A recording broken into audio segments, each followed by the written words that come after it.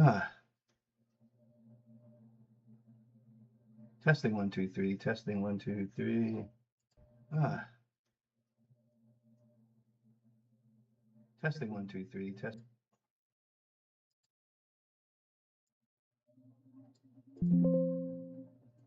Testing 1, 2, 3.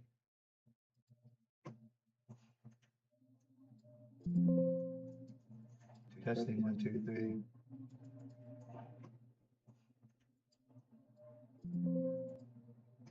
I am trying to make sure I got everything.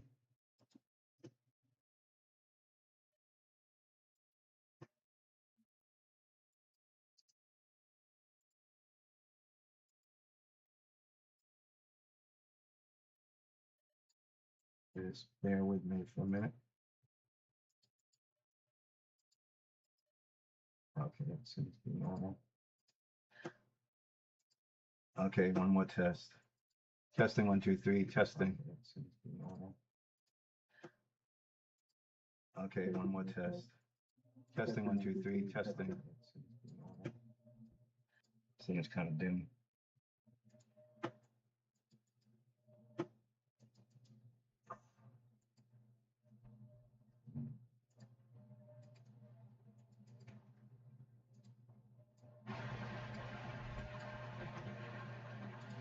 Now let's check it. Testing 1, 2, 3. Test 1, 2, 3. Now let's check it. Testing 1, 2, 3. Test 1, 2, 3. Okay, that'll have to be good for now. Now, if you hear any like noise going on, like paper crumpling like that, that's my bag of pipes that I got. Also, you probably hear the fan going in the back. Yeah, I get kind of hot easy, so I'm not really overweight or anything like that. It's just I got this high metabolism where I put off a lot of heat. So, anyways, our thing today is about Rent-A-Girlfriend, chapters 379 to 414. I would like to talk about. As you can see, here's chapter 379, and she wants to talk to Kazuka. Chizuru wants to talk to Kazuka, and she wants to tell him her decision. And it comes down to it. She's thanking him for the date and everything, and how it was so fun, and also for falling in love with her. And I asked so many times why, but I just thought I should thank you for feeling the way you do about me, which is cool. I'm glad. And she's happy about it. And she's having a hard time bringing it all out. I think about it every time I look at the ocean. Was it really been 2 years since then? Because you remember the time. If you remember one of the episodes back in season 1, they bump into each other at the beach. He's with his friends, and also Molly, his ex-girlfriend's there. And she comes in with her friend, but she's downplaying her look and everything as being her other alternate side. Instead of being the Rent-A-Girlfriend part, she's just being the regular student, dressing like a regular student and stuff. And she sees him there, but yet nobody really recognizes her. But he does. Kazuya, he recognizes right off that because they live next door to each other. Like, so of course he's seen her downplaying herself with hardly any makeup on and stuff, and just being the student with messed up hair and stuff, and and then her as portraying herself as Chizuru Musahara. That's her Rent-A-Girlfriend name, and that she because she's up to herself, being dressing real beautiful and sexy and hot, to attract the guys that she's dating through that site. So he keeps it a secret. And then after that, she knows that he's being pushed by mommy. So she goes in to the bathroom. And in fact, he was talking to her in the bathroom there. And she knows mommy's kind of like bullying him about Chizuru. And then all of a sudden, she comes out of the bathroom and she's dressed in this really hot bikini. And she changes herself, puts on her makeup differently. And she comes out and she goes, hi. And mommy starts leaving Kazuya alone because she's there. And this is after mommy already tricked him while they're in the ocean. Well, not after that. This comes up after next. But anyways, she comes out and then she starts being with Kazuka, and he introduced her to his friends and stuff, and they start hanging out at the beach. And then while he goes off hanging around the water a little bit, mommy asks him to come over here on the other side of the rocks and help her find the necklace that she dropped it. It was just a ruse. She actually dropped it on purpose and put it over by her eye. And she pretended she was looking for it. And she conned him into there, and then she basically attacked him and kissed him. And he was shocked by it. And so when that happened, he went back and he was confused about everything, but yet he was going to break up with Musahara there with everyone. He was telling everyone that we're going to break up. And she kind of felt kind of bad about it, but yet she knew that what was going to happen anyways, that she knew that she's a Ren-A-girlffriend. And then one of his friends asked him, confronted him about what he's doing and how he's acting and stuff, and was beating the heck out of him. And he goes, how can you do that to me? How do you like her? And he goes in about mommy too. And then Kazuya pushed him and got him over on his back and started hitting him. He goes, yeah, you don't know how I felt about mommy and how much it hurt me when she dumped me, So he was all upset about that. So then after that, his friend pushed him off to the other over and started wailing on him too. But then it broke up, and the guys told Chizuru to walk away, just let them handle it. So she did. And after that, what's his name? I was looking up things about this.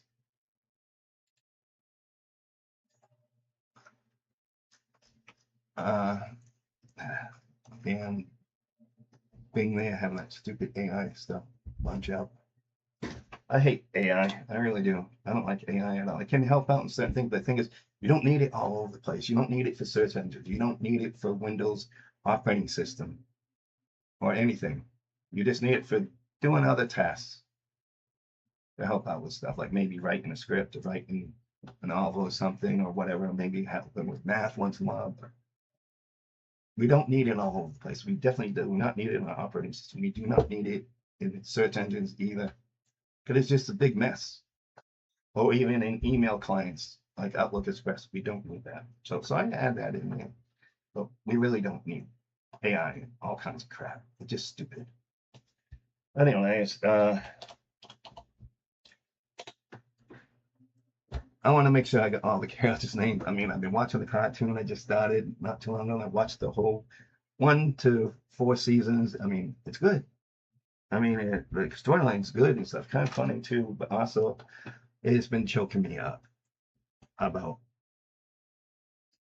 the way the creator is portraying Chizuru Musahara.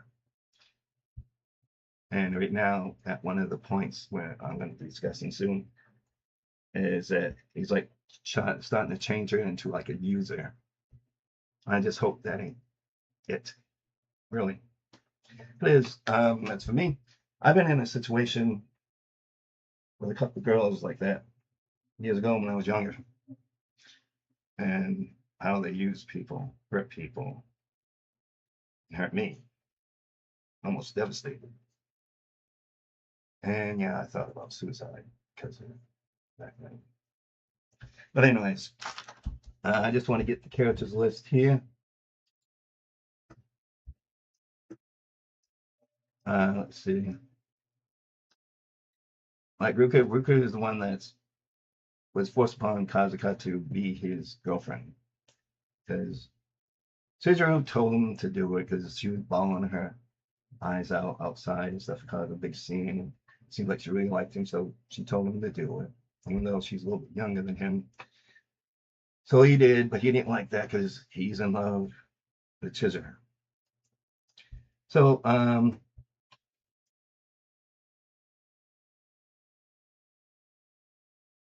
like we also met Sumi. She's a cute character.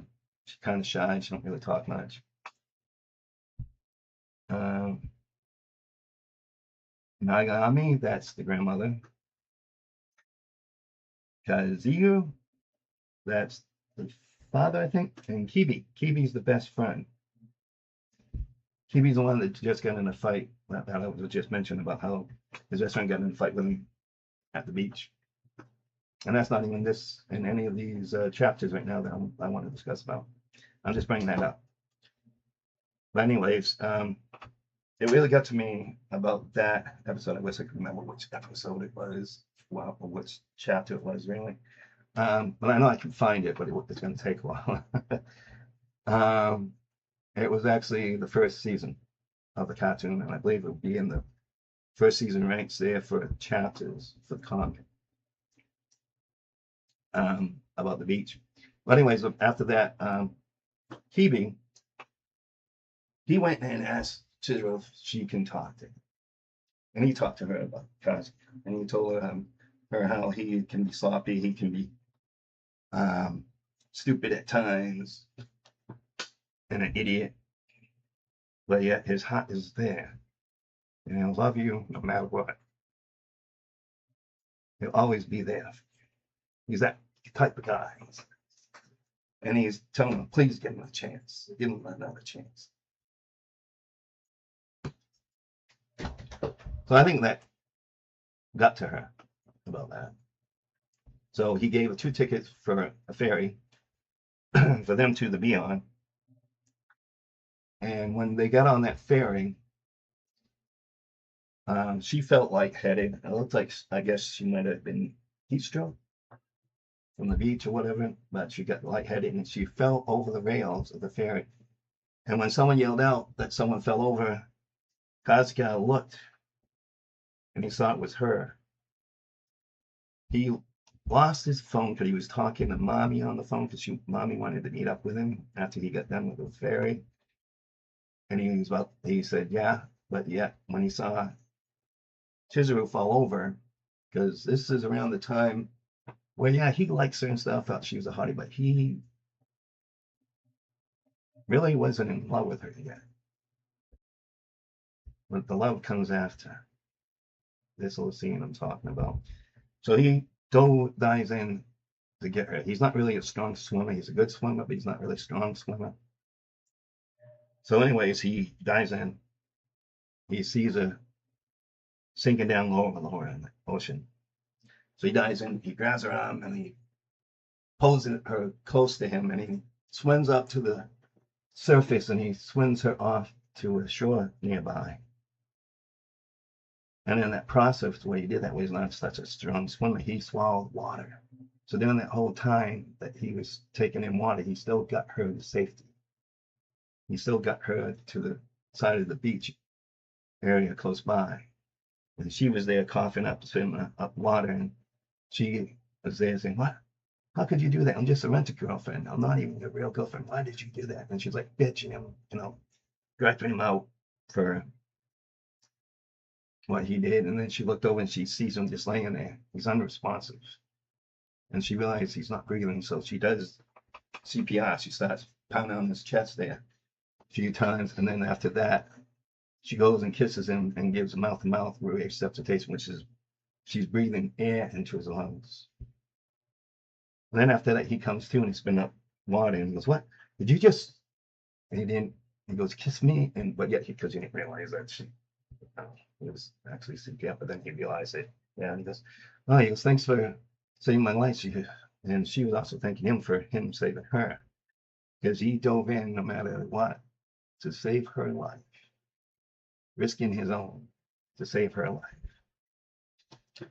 And sure, she kind of complained to him about that and stuff. But yeah, I think that's when she started to have feelings for him a little bit. But yeah, also he started to fall for her. And then they, introduced themselves to, his grandmother and her grandmother, and they pretending to be boyfriend, girlfriend in real life. And also in some parts, Chizu's grandmother also was speaking to her when she was there visiting her grandma at the hospital at the time. And she was talking about Kazuya and how there he does things for her and how he's clumsy and funny at times, and also about the movie production, how it was going on, and how he climbed onto a bridge on the outside bridge to scare off a cicada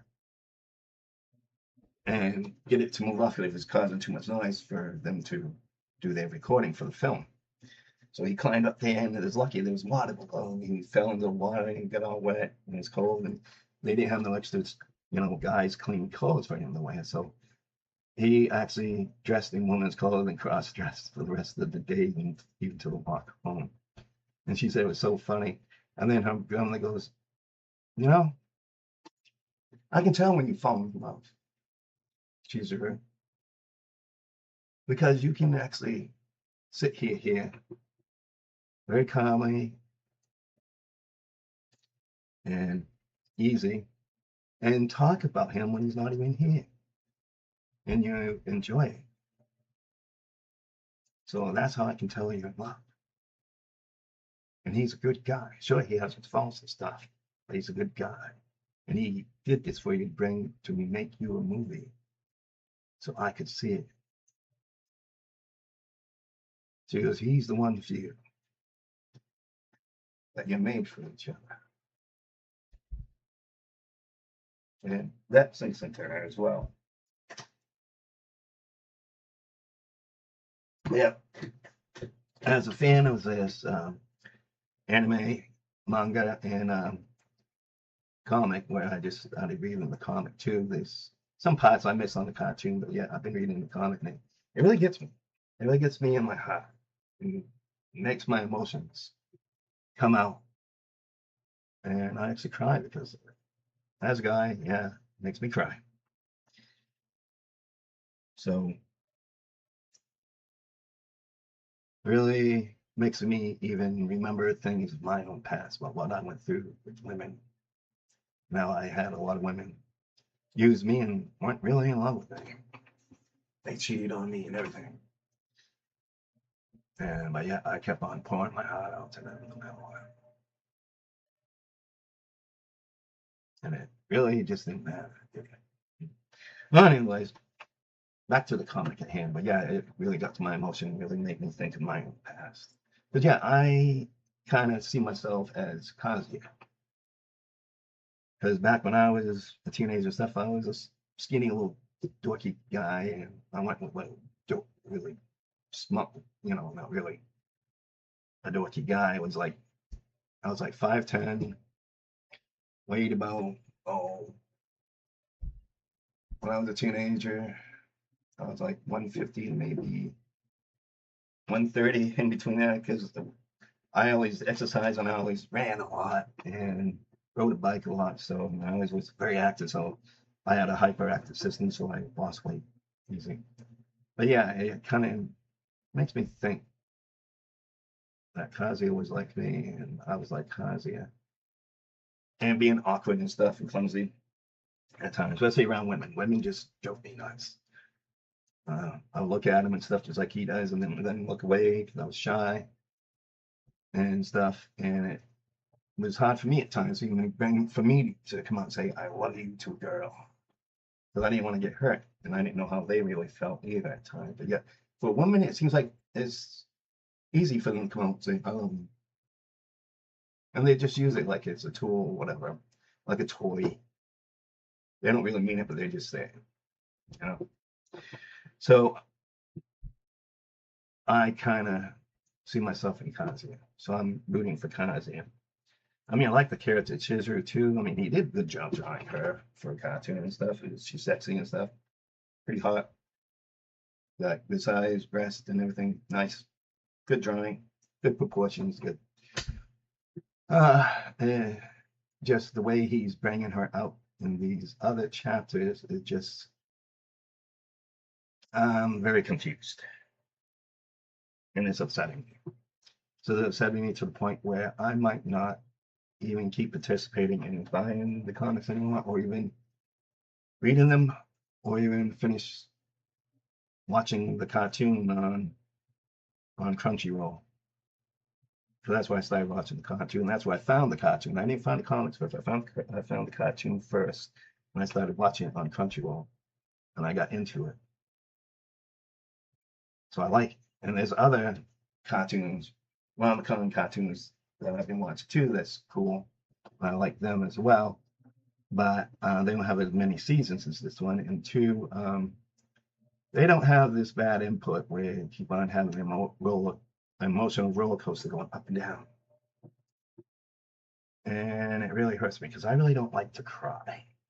And this really makes me cry at times. It really does. It's like if I was a big baby or something. And but anyways, let's get back on topic here.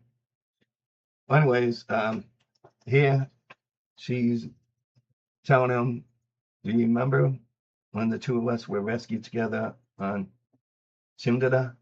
That was that little area with, beach area and stuff in the island that they washed up on.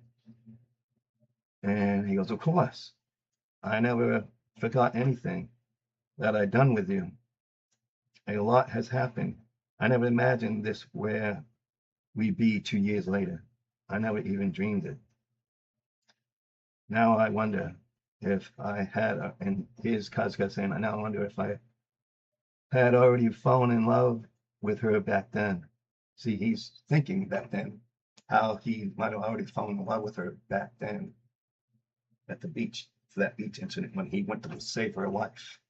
Because look, he was unresponsive. He dove in to rescue her, to save her life, regardless of anything, that he was not a tip-top swimmer and he wasn't that strong of a swimmer, but yet he still did it. He put his life ahead in harm's way to rescue her, to make sure she came out alive. And that's when also he first started having feelings for her, because she kissed him when CPR kissing. It's not really the same as kissing, but yet, it's a kiss more. But yet she's breathing air back into his life. She brought him back to life after he already risked his life to save her. So that's why in these chapters where what's going on, it kind of upsets me. Because in some of these chapters is kind of making the Chizuru character out to be, well, not a good person. And it's kind of upsetting me. Does she really love him? Is she in love with him? Or is there another twist alternative that there's another guy that we don't know about? Is it? So far, I haven't seen no other guy except for Umi saying he's in love with her. Okay, so she goes, I'm grateful to you. It was rocky. It was rocky at the start, but I probably wouldn't have been able to show Grandma the movie if I never met you. And she's right, because of him. He went and did crowdfunding and found a way that he could actually get movies started for her. Sure, it was kind of rocky with it and stuff like that, and he didn't have anything right off the bat that's needed, but he wanted to do it anyways because he loves her. That's what a man does when he's in love with a woman. He does whatever he can to support her, whatever she wants to do. Whether she's an actress, whatever, a worker, a babysitter, anything, and do things for her to help her, to support her. So yeah, so she's telling him about it. You supported me during hard times and sad times. You stayed by my side. This past month, too, the house would have been too big for one person because he moved in with her into her grandmother's house because it was their apartment that they lived in. An earthquake struck while he was at her grandmother's place there helping to clean up some stuff. And an earthquake struck and it more or less cracked the seams and everything of the building, also gas lines and stuff, so they couldn't live there for the time being until it got fixed. So she had a grandmother's place still. So she had him and also Mimi, which is the other next door neighbor. Then there was the next door neighbor that's a cosplayer. And she helped him out with crowdfunding too for a movie. And they stayed with Chizuru at her grandmother's place. So that was very nice. And also the night where he was trying to find a place to stay, he stayed at his grandmother's place once, but they gave his old room up to someone else, so they couldn't really have him be in the room anymore. So he was out and down in the dumps, and he was upset, almost in tears, and he got drunk. And Mimi called Chizuru to come because they're all out and about, they don't have a place of their own.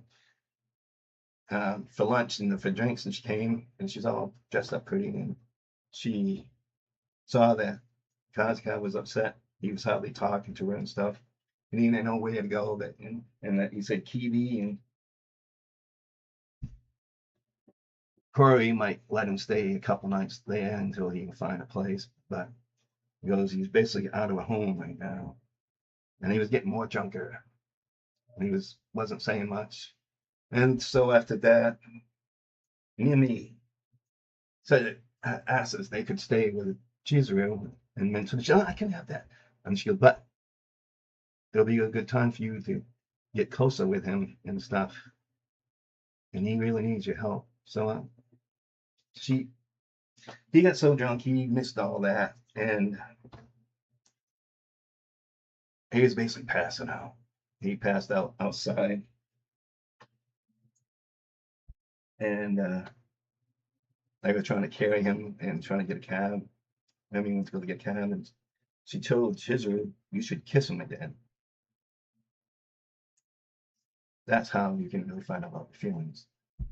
Well, come to push the shove, while he was passed out, she did, I guess, kiss him again, and he didn't know it. And he told her while he was mumbling, half asleep, half in the bag, that he loved her. And she shocked by it. And the men came over and said, oh, what were you two doing? And she's, oh, nothing, just tending to him. Anyways, she goes here, this past month too, the house would have been too big for one person. It was kind of fun having you and Mimi Chun there. And then she goes here, since that one time I haven't cried tonight. Cried, right? I adore her, he says. He's thinking this. I want to date her. You. As a rental girlfriend, I had always thought that it was wrong to fall in love with a client. It's obvious against the terms. Most of all, I never thought I could allow myself to be someone's girlfriend. What happened at the Hawaiian really made me think, because when they did a Hawaii trip with his grandmother and stuff, Kiwi was there, Curly was there, Ruka was there, his parents were there, his grandma, and also Mommy. Mommy was there. Mommy had Caesar's profile from Rent-A-Girlfriend on her phone, and I think this is all planned by Mommy. She dropped it on purpose because she was right in front of Nagami, which is Kazuya's grandmother. And she dropped the phone on purpose for his grandmother to see the screen. So everything got found out that she's a rent-a-girlfriend and stuff, and that she wasn't really his girlfriend. But yeah, he played it up saying yes, they are girlfriend boyfriend, that had started back before her grandmother died and before the movie production that they did. And what nobody was really believing it. And mommy goes, yeah, if you really are, you're really, if you really are Kazuya's girlfriend, then kiss him right in front of all of us, kiss him. And everyone got quiet. She goes, oh, no, no. Everyone's trying to say, no, no, you don't have to do that. You know, Ruka and also Curry was also trying to stick up for Kazuya. And then Chizuru, oops, excuse me, had a little gas there. Chizuru walked up to him, grabbed his face, and she laid one ring on it. He was like, this shot, you know? And she did. Then after that, mommy said, well, you were facing the wrong way. We couldn't really tell if it was fake or not, if you put your hand over his mouth or whatever, and just made it look like you did. We couldn't really see him. And then she goes, Kibi, could you really see him as well? Not really. He goes, but still. And so Chizuru goes, oh, really? Fine. If you want me to do it again, I will. So she did, and Kazuya's like, oh. And then she went, grabbed his face, but she made sure that she did it sideways so everyone could see. And she laid a great big one on him, better than the first one. And he basically lost his balance. She let him go, and he fell right down to his butt. And you're just sitting there, and Dave's like, whoa. And she goes, is that good enough? And everybody was like, whoa, must be true.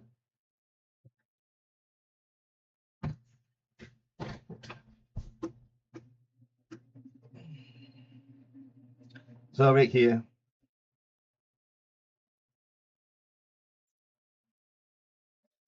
she's telling him about back in Hawaii. And Hawaii really made me think, why did I do something like that? There are three, and there had to have been other ways to handle it. There had been other ways to handle it. I'm a little bit dry.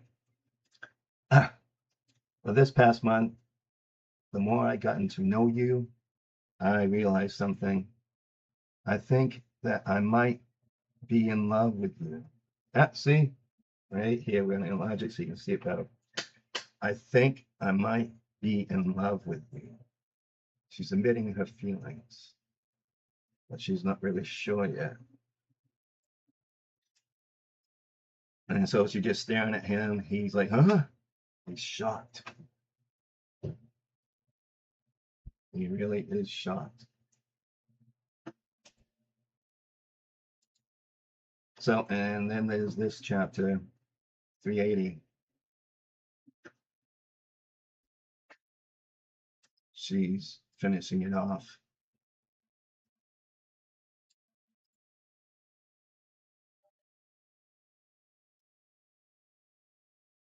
See, and it goes to here, the same thing, but there is still a different view of it.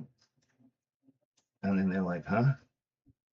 And then he's like thinking, then, does that mean it's been on my mind all month? And then she's grabbing for something in the purse. You know what's in her purse? His grandmother's ring, the ring that his grandmother gave to her. She goes, I've been wondering, can I really put this ring on? Do I have any right to put it on? And then he goes, that's my mom's ring. She brought it with her.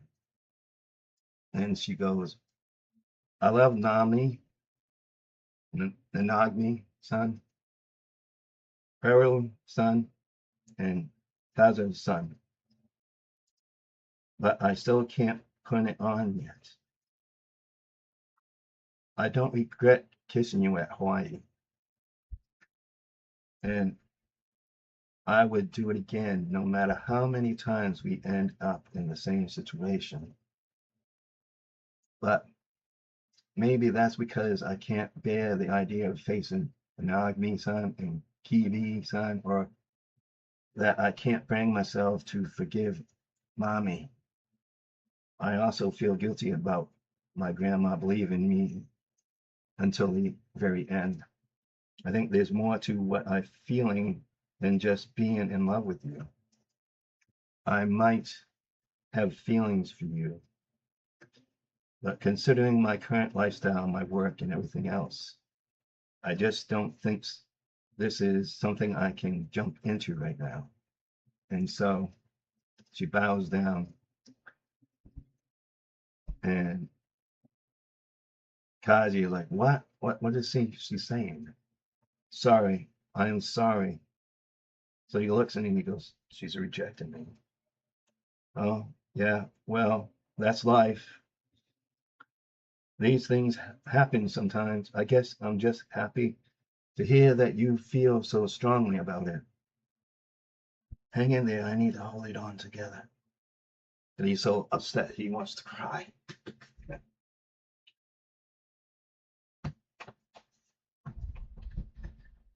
I can tell how hard you thought about it. Anyway, we should get going. And he clenches his fist and he starts to turn around and walk away.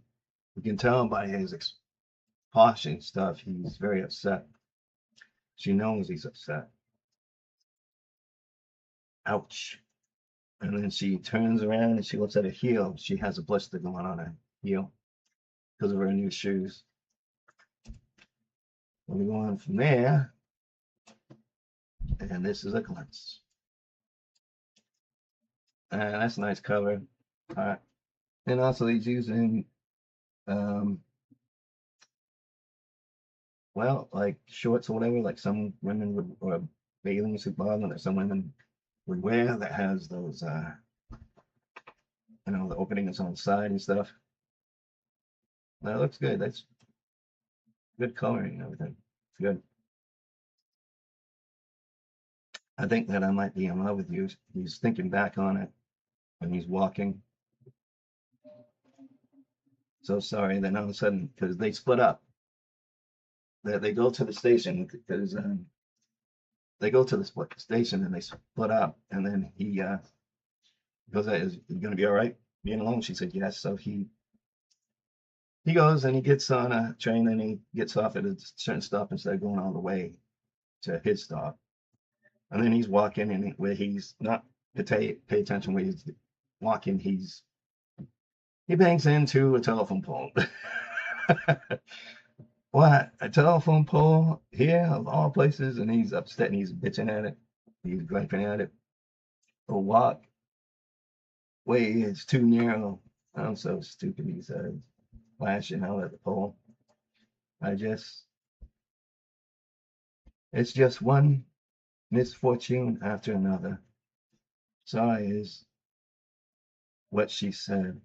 She basically means that she can't be with me yet. I kind of forgot to ask for more details. Does yet mean we could have something later? Is there a chance she might love me in the future? But maybe she was just sugarcoating it. I mean, she was rejecting me. She probably just said that to lighten the blow. She's a very kind girl, so that would explain it best. And he just keeps on remembering that, playing it over and over in his head. I would do the same thing too. I just can't think straight right now. And all of a sudden, as he's going to the curb, he sees Chizuru. She goes, huh? And he's like, huh? And he's like, what? I ran into a like kind of coincidence. Incredible timing. What a coincidence, huh? Yeah. Yeah, there's no way she'd be in a good mood. I'm trying to play it cool. Crap, this is so awkward. She just got through rejecting me. There's no way she'd be happy to see me. Could this get any more awkward? Because this is his last night staying at her grandma's place with her. And the reason why he was walking alone and they split up is because she asked him to head back to the house alone. So he agreed to it. So that's why this happened, because he didn't take the full route on the train to go back home. He got stuck off. He wanted to walk some to clear his head and think it over, because they also had drinks while they were out. So he's kind of, not drunk, but he's a little buzzed. Oh, and he goes, "Oh crap, this is so awkward. She just got through rejecting me and she don't want to really see me." She might have avoided the train exactly for that reason. Even if I told her this was fate, it probably wouldn't work well. Well, I'll be on my way now. And he turns around. God, I never thought I'd see the day where I turn away from and walk home with me, Sahara. And then she's standing there and her ankle's still bothering her. And he sees that she's acting strange. He goes, "Huh?" And he turns around, "What? Hey, when did you get that?" And he's talking about her foot, because she takes her foot out and she's tending to it near the beginning. So the whole time, is it your right foot only? My left too is not as bad as my right though. And he's like, a blister on both feet. That looks like it's really hurts. Did she really go on the date while dealing with this? I can't believe she put up with all that. Why didn't you say anything? And she just, because it's not right. You put so much work into everything. It wouldn't be fair to ruin it because of me. And he's like, huh? I see. She also got new shoes, huh? She prepared for everything and dealt with the pain because she didn't want to ruin the mood. I didn't notice at all. That's how important this date was to her. Just knowing that makes me so happy.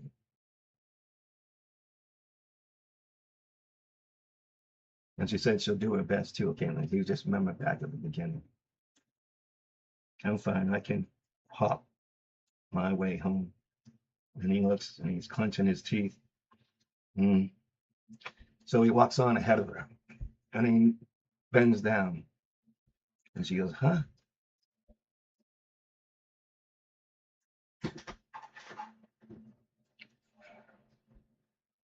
So she looks and she goes, no. And he says, it's fine. There's still a long way to go. I can't stand seeing you like this. Just get on.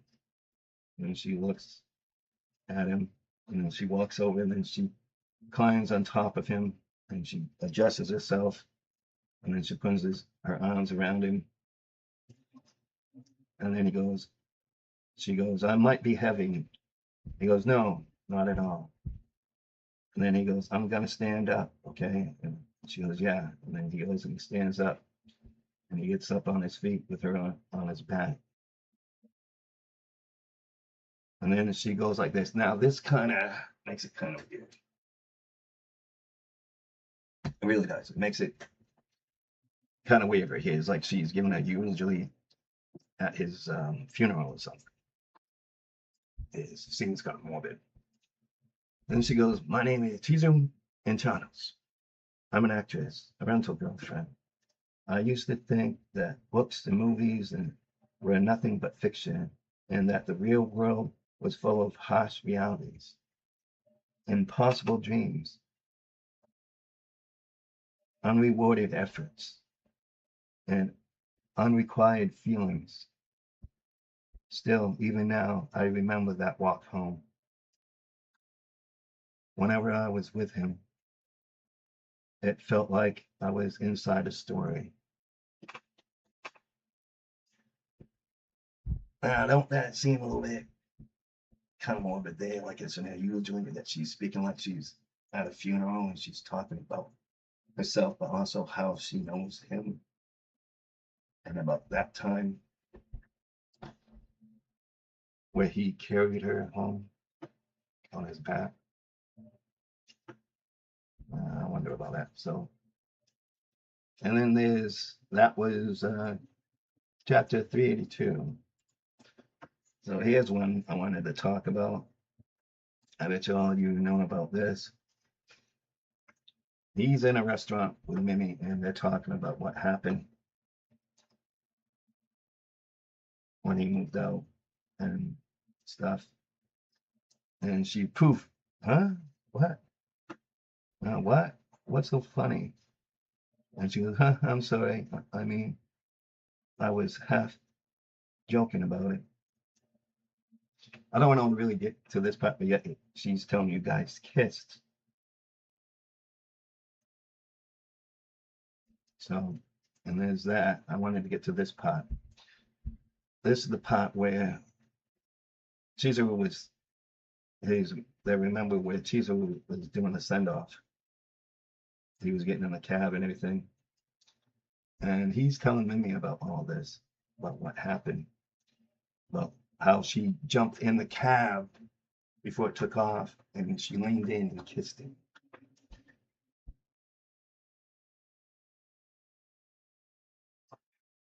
And here it is, the memory. She's hanging clothes now, and she's still at her grandmother's. And she's patting down the clothes, and then she remembers his face. There was a scene where she was hanging out clothes, and he heard the noise, and he just looked out, and he saw her, and he went to go talk to her, to see what she's up to, because they were living together. So, and now she's walking home. Well, not walking home, but she's taking something that might be a basket for the clothes, by the looks of it.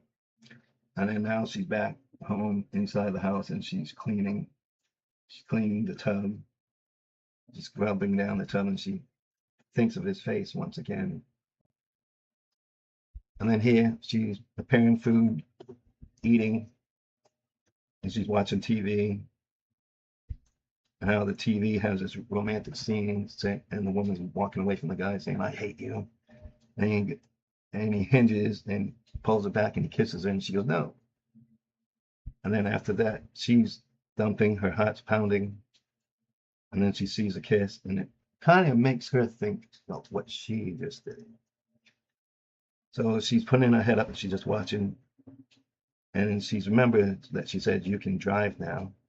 And here it is, and the cab's going away, and he's looking back at her. And then she goes back into the gate, opens the gate, and then she goes around the corner, sits down, leans against the wall, and she's huffing and puffing. This is after she did the kiss. And now her heart's beating real fast, pumping, pumping. She grabs her chest like she's going to have a heart attack. And then she's putting her head down. It looks like she's almost in tears. It looks like she's almost in tears here, by the looks of it. In fact, how's this? I'm going to zoom in. Yeah, I got one of these Wacom tablets, just like how the creator that does this, he got a Wacom tablet, and he's doing the drawings on that. I do drawings too, but I haven't really made my own comic yet. I wanted to, but I don't know. Other things got in the way, so I didn't. So you can see that she's sitting here, she's clenching her chest, she's hanging on to her sweater and rippling it. Now look at the eyes, the way the artist drew the eyes. Her eyes are kind of closed a little bit, and it looks like there's tears in those eyes. Yep, tears. Tears. And then she says something here. What is this? She don't recognize these feelings because she's never really been in love except for her grandparents, loving her grandparents. She's always rejected boys and stuff from high school on because she wasn't ready to date anyone. But she never really liked any of the boys. That's what I got from an episode fragment of her memory with her grandparents. And her grandmother, I think I got that episode up open here. But her grandmother, one episode, she's remembering telling her, all these boys are asking you out. She goes, you'll probably have hundreds of boys asking you out. And no matter what, you've got to put them straight. If you don't feel that way about them, if you don't want to date them, you tell them right off. You don't let them sit there and linger. Let them move on already to someone else, she says. Do not play games, she's telling her. She wants her to be straight up and honest with everyone. And that's how her grandma was raising her. Do not be a player. Do not use people. So that's the reason why when it came to Kazuka, she did the date and everything because she does like him. She does have feelings for him. She says love. So, but yet she couldn't date him yet for some reason. But we're going to find out here shortly. So it goes to show she does have some feelings for him. In fact, it took me a while to really realize that and catch well, this picture here. How she's kneeling down in a hot, racing, and she's upset that Kazuka left. And also she's realizing how she really feels about him. You know how the old saying is, ethnicity can be a great insurance on a relationship. You know, if you're away from each other, you really don't know how to feel about each other, but time away from each other shows by wandering hot, being absent from one another can also grow. Sometimes, not all the time, sometimes. It's just one of the sayings that people say. I wonder all the time about that myself. But anyways, and then she's back in the house, and then she goes, hey, Grandma. And she's looking at her grandma's picture, and she's laying there, and she has Kazuka's key. It was a spare key she gave him, because she gave a spare key. She had spare keys made up for Kazuya and also Mimi. So, because they have all different times and stuff about things that they do, so they don't want to. She don't want them to be locked out of the house while they were living with her. Well, she's there, and she goes, I think something is wrong with me. And you can tell my eyes here, she might have watery eyes too. Again. So, also, I want to check on something here. I got to check this out and see if it's running. So, yeah, okay, it's running. Everything's going good so far. Okay. Sorry, I just had to switch over. Just make sure, because sometimes we get disconnected on YouTube and sometimes we don't, depending on how much data stream what we're pushing through. And if it's too much or if it's too less, you know, it can cause confliction. And also with audio and everything. These things are very technical when it comes to YouTube. So anyways, let's go on to the next chapter. This was 398. And here, chapter 395, where more let's go back in time. Going back, because that was 398. So 395, let's go back. Because that was just her, you know, I was ahead myself on that one. I didn't have them all in order, so sorry about that. So 395, this is where she confronts Umi. She just got done playing soccer with Umi and stuff, and she did good. She's such an athletic girl, very talented. And Umi is in love with her because he tells her that he's in love with her.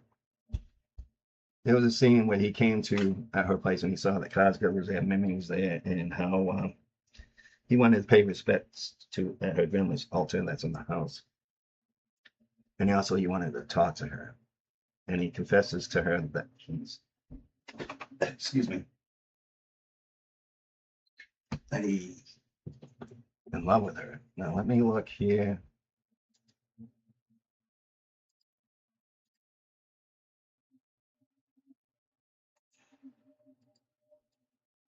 So right there, let me see. What was this one?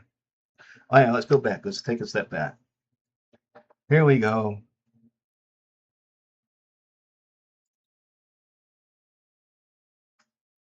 Nice cover art. So I have to admit, I was surprised. I couldn't believe that you were living with him. Is it me talking? Right. Sorry about that. She's apologizing for that. It's really none of his business who she has living with, who she's living with, and who she's not. Anyway, I have you talked to the agency? They don't have the right to keep tabs on your private life. Chizuru is an up and coming actress after all. I think they have a risk management recommendation for you. I haven't talked to them yet. It was kind of a temporary situation. To be perfectly candid, I'm a little jealous. And after what happened at the barbecue, remember there's a scene at the barbecue. After they did the movie and stuff, and where he helped out, he invited her to a barbecue, and it's more or less some type of celebration for him. And he wanted to celebrate about movie and stuff with her, and also he told her to bring in Kazuya and stuff. And there's a scene where he talks to Kazuya about crowdfunding and stuff. Then he also tells Kazuya, because in the cartoon and also in the comics, when she went on that date with Umi for him to post about the crowdfunding on Twitter or whatever, that he wanted to go on a date with her to some play or whatever. So she went with him, and Kazuya didn't like that idea. He didn't want that to happen. But Mimi talked him into saying, yes, do it, let her do it, let her do it. Because, to get more pushes for Twitter and stuff for the crowdfunding for the movie. So she went on the date, and afterwards, he's telling her that he likes her and that he lied that him and his other girlfriend broke up a few weeks ago and stuff, and that he likes her, and he basically loves her more or less. And he wanted to go on a dinner date with her afterwards, and she said no. But then after that, he goes, "You like him, don't you?" She goes, "What?" She goes, "You like him? You're in love with him?" She goes, "What are you saying?" He goes, "Come off it. You like it." And then she goes, "No, I don't." And he goes, "Huh?" Then she goes, "But I do not like him." What kind of answer is that? How can you not like someone? Either you don't like him or you like him. And come off it. But anyways, she said that to him, so it confused him as well. And then he's when it came to the barbecue, we didn't get to see that scene because the creator they not put that in the scene because Kazuya went to go to the bathroom, and Umi went and confronted Chizuru and asked her if they could talk, and so she did. And they went someplace else, so we didn't know where they went off to. But yeah, well, Kazuya came back upstairs from the bathroom, and he was there up the top, looking around for her, and he couldn't see her around. And I'm not sure how many minutes went by, but that was also in the cartoon as well. And then she comes back up, and she more or less has her head down a little bit, and she seems kind of upset. And she goes, Kazuya goes, "Well, there you are." And he goes, "Where you been?" She goes, "Oh, yeah." She goes, "Well, let's leave now." She didn't want to be there anymore. She seemed upset. So we never got to see what happened between her and Umi at the barbecue. So this is the part here. To be perfectly candid, I'm a little jealous after what happened at the barbecue too. So what happened at the barbecue? Did he kiss her or something? What went on? Because they were gone for quite a while, and Kazuya couldn't find her for quite a while. So what actually happened? What did this guy do?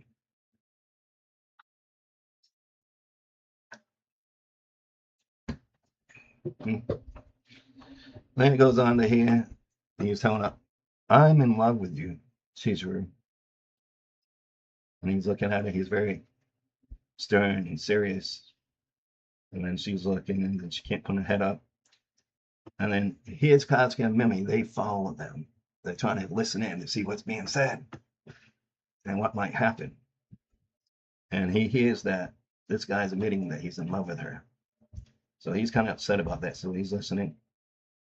And it was hard for him to hear that. And he couldn't hear too much about what was going on. It was, traffic and noise and everything.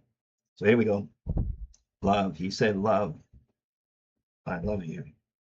Umi is in love with Musahara. And for some reason, Kazuka keeps on calling her Musahara. Musahara by her Ren-A-girlffriend last name. You should just call her by her first name or Echanos. Like I said at the barbecue, it's not like I require an answer right now, of course. I'm just trying to be considerate in my own way. Chizuru is going through a difficult time after all.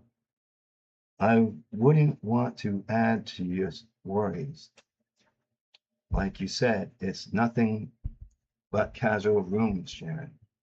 Though I'm still a little jealous.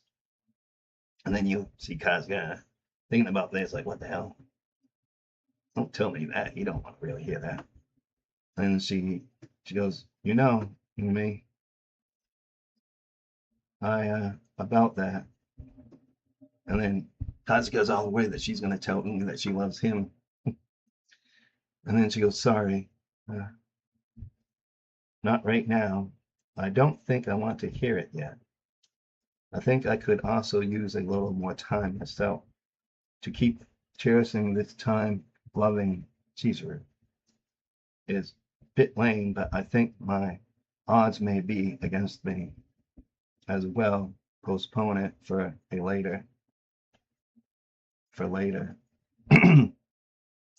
But I'm really serious about this, about you. To Naka Nome, thank you for waiting for me. And then leaves. But she don't kiss him there. She don't kiss me or nothing. So that's good. So in Kazuka's case, where he got in a cab and left, where he's moving out her place, and she kisses him. That's something. Because right here, he's still living in Chizuru, and so ain't Mimi here. And then she's just standing there, and he's watching her, and then she comes back. They're back at the house before she does. And Mimi's trying to, keep them together, and also trying to poof up things, don't worry about it. Don't be so depressed. At least she didn't say that she loves him too. Something like that. But anyways, here it is. Here's the big thing. This is after Kazuka has already left. He moved out, and she's already did the thing with Umi of soccer. Playing soccer with him in the field and some friends. And then she came here to talk to him. And she goes, I already have an answer. I just can't think of you in that way, Umi. And she taps her heels together and she kneels down. She goes, I am sorry. She's trying to show respect towards him. And he's looking and he goes, I'm really sorry. And then he just waits for her to stand up. Did you and him get closer after that? And then she lifts herself up. She's like, huh? And he's just looking at her. And then she's remembering when he left in the cab, she leaped in and she gave Kazuya a kiss. And then she, what? Yeah. And then he just looks, are you dating him? And then she looks at him, puzzled. Then she shakes her head. And then he's like, I see. I don't want to be lame by acting all jealous. And she's like, huh? However, you decide, whoever you decide to be with must be a great guy. And if being with that person makes you happy, then that's good enough for me. He's trying to be a good guy about this. That's cool. But yeah, he really ain't. But from the bottom of my heart, I'm hoping for that person to be me. I love you, Chizuru. And then he's looking at him, and she's looking at him. And then she's like, hmm. And she goes, I'm not that kind of person that you think I am, Umi. I'm not capable of choosing a great guy or even understanding what makes me happy. But right now, I might be in love. I think that's where I'm at. And then this picture right here says it all. But then again, the creator keeps on doing twists and turns, so you really don't know. And look, she's not crying or nothing.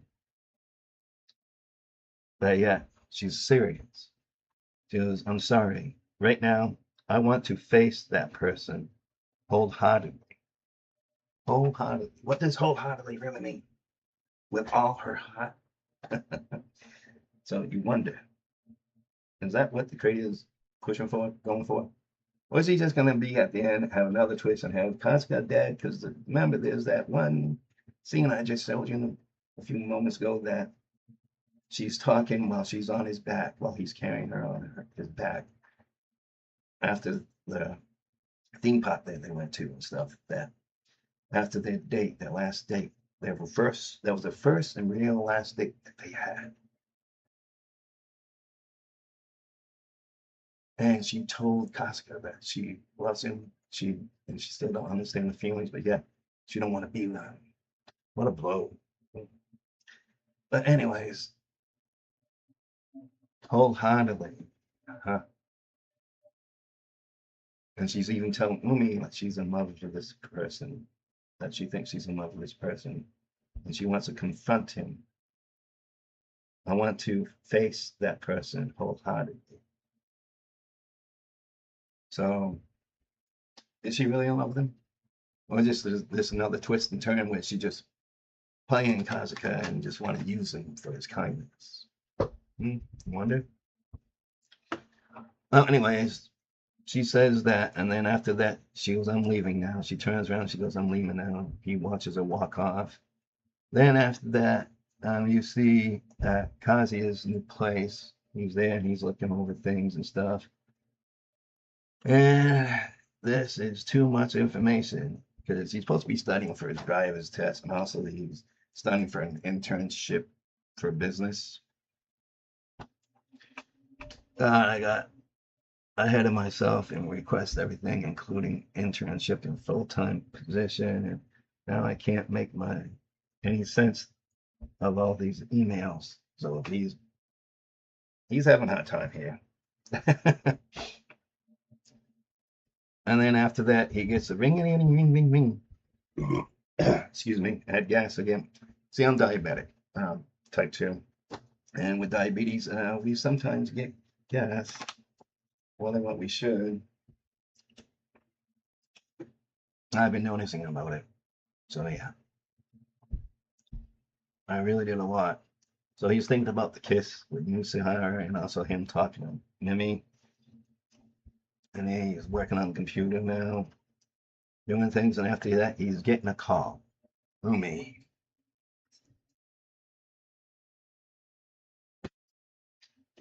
Umi calls and asks him to talk. So now we're here. That was chapter 395. So now we're here at chapter 397. Yeah, skip the chapter, didn't I? But yeah. At 396, we go to that one. You'll see the continuation with Umi. Why is he calling me? He's wondering. Kazuga is saying, what the hell? Not expecting a call from him, but yeah. Umi wants to get together and talk. And it's about Chizuru. So Kazuga just said, okay. And then after that, he's all like freaking out. He goes, yeah, we'll meet up, at his work and stuff. So when they would go there and see him, and then he's like all freaking out, wondering if he's just going to tell him that him and Chizuru's dating and to leave it alone and stuff like that. So he's got, And then look at here. He has a T-shirt that says "Kiss," and I don't think it's a man kiss. I think this T-shirt is supposed to put a symbol out that him and Musahara, Chizuru kissed. Did something happen between him and Musahara? He was always calling him Musahara. He shouldn't be calling Musahara. He shouldn't be calling what that. He should be calling it Chizuru. And then after that, he's wondering what happened.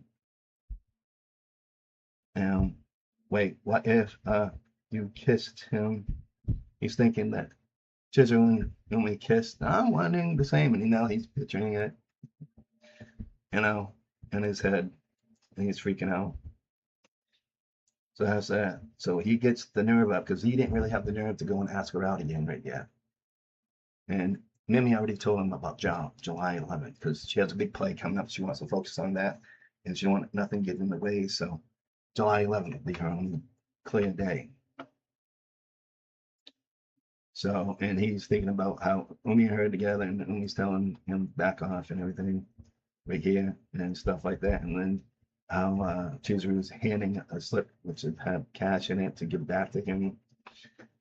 So, and then he sees them in his freaking daydream or night dream, you want to call it, nightmare dream. But then kissing and smooching, and he's like freaking out. So after that, all because of those thoughts in his head pushed him to the point where he remembers about her kissing him and stuff like that. And then he goes and calls her on the phone. And he goes, and he just said he can't take any more of this. Guess I call her to find out for himself. But yet he don't really ask her about Umi. Ring, ring, ring. It's ringing, ringing, ring. Then after that, ring, ring, ring.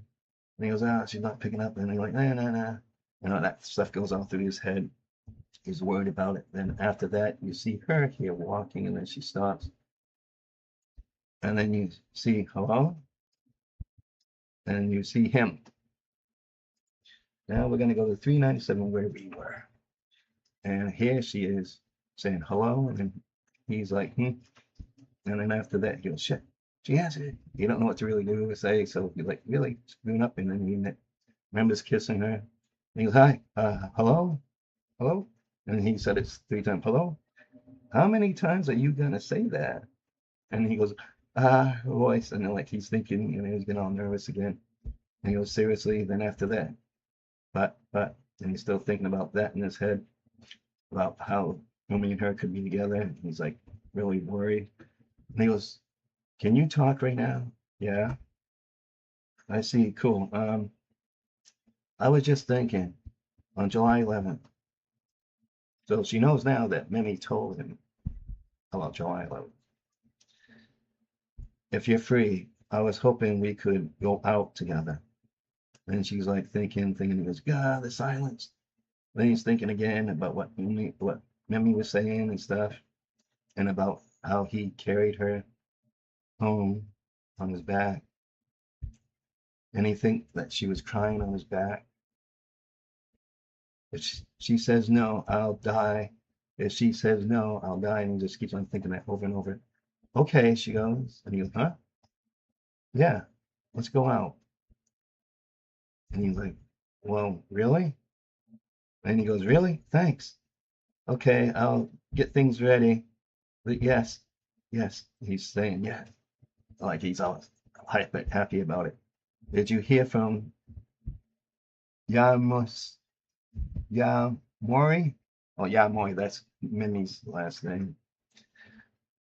And then he's like, huh? Oh, yeah.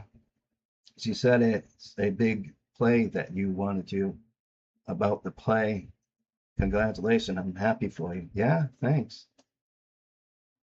Chizuru says, yeah, thanks. And she goes, sorry, huh? I didn't really understand why. I confuse myself sometimes. I said that I didn't want to make you wait any longer, but whenever it's about you, it's like I become a completely different person. I'm really sorry. And he's like, congratulations, huh? Your play, that's great news. I'm super happy for you. And she's like almost getting teary-eyed. And then he goes, really don't have to worry about me. Just focus on doing your best. And then she's like, well, you don't need me to tell you that. That's all I want to ask. Talk to you later. Good night. Then she goes, wait, huh? I'm looking forward to it on July 11th. Yeah, for sure. See you later. And then he gets to relax and he's putting his head down on his bed. He can't believe he has another date with Chizuru. And he's all happy about it. And then she's looking at the phone and looking at his little icon, the fish. And he took a picture of his fish. And she's looking and she's smiling. She got a big smile on her face. And you can see her there saying, all right. Like she's happy about it. So she just got done talking to Umi and she's sitting Umi in his place saying that she don't see him that way.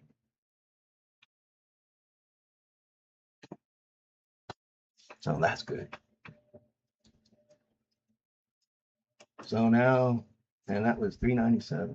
Now let's go here. This is where Umi and Kazuya, and by the way, Kazuya dyed his hair. I think dark brown or black. So he gets a different hair color. And they're talking, and he's telling him, here we go. And that he's getting called, and then that, and then Kazuya is putting this stuff in his own head about her being on Umi's shoulders and stuff, and that she's telling him, let him know you can go take a shower. And he's here to say the final goodbyes in her place. That's what he's thinking. He's thinking he's there to say the final goodbyes for, and also tell him, stay away from Chizuru. So after that, he's going nuts in his head. And then he goes, yeah. And the waiter comes over, here's your coffee. He goes, thank you. Still. And he's thinking all this stuff while he's drinking his coffee and he's looking.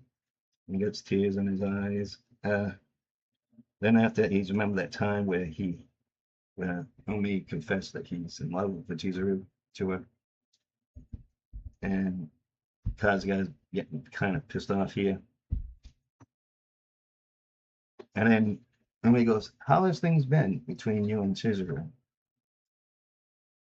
And Kazuya goes, here it is, the main topic. What do you mean?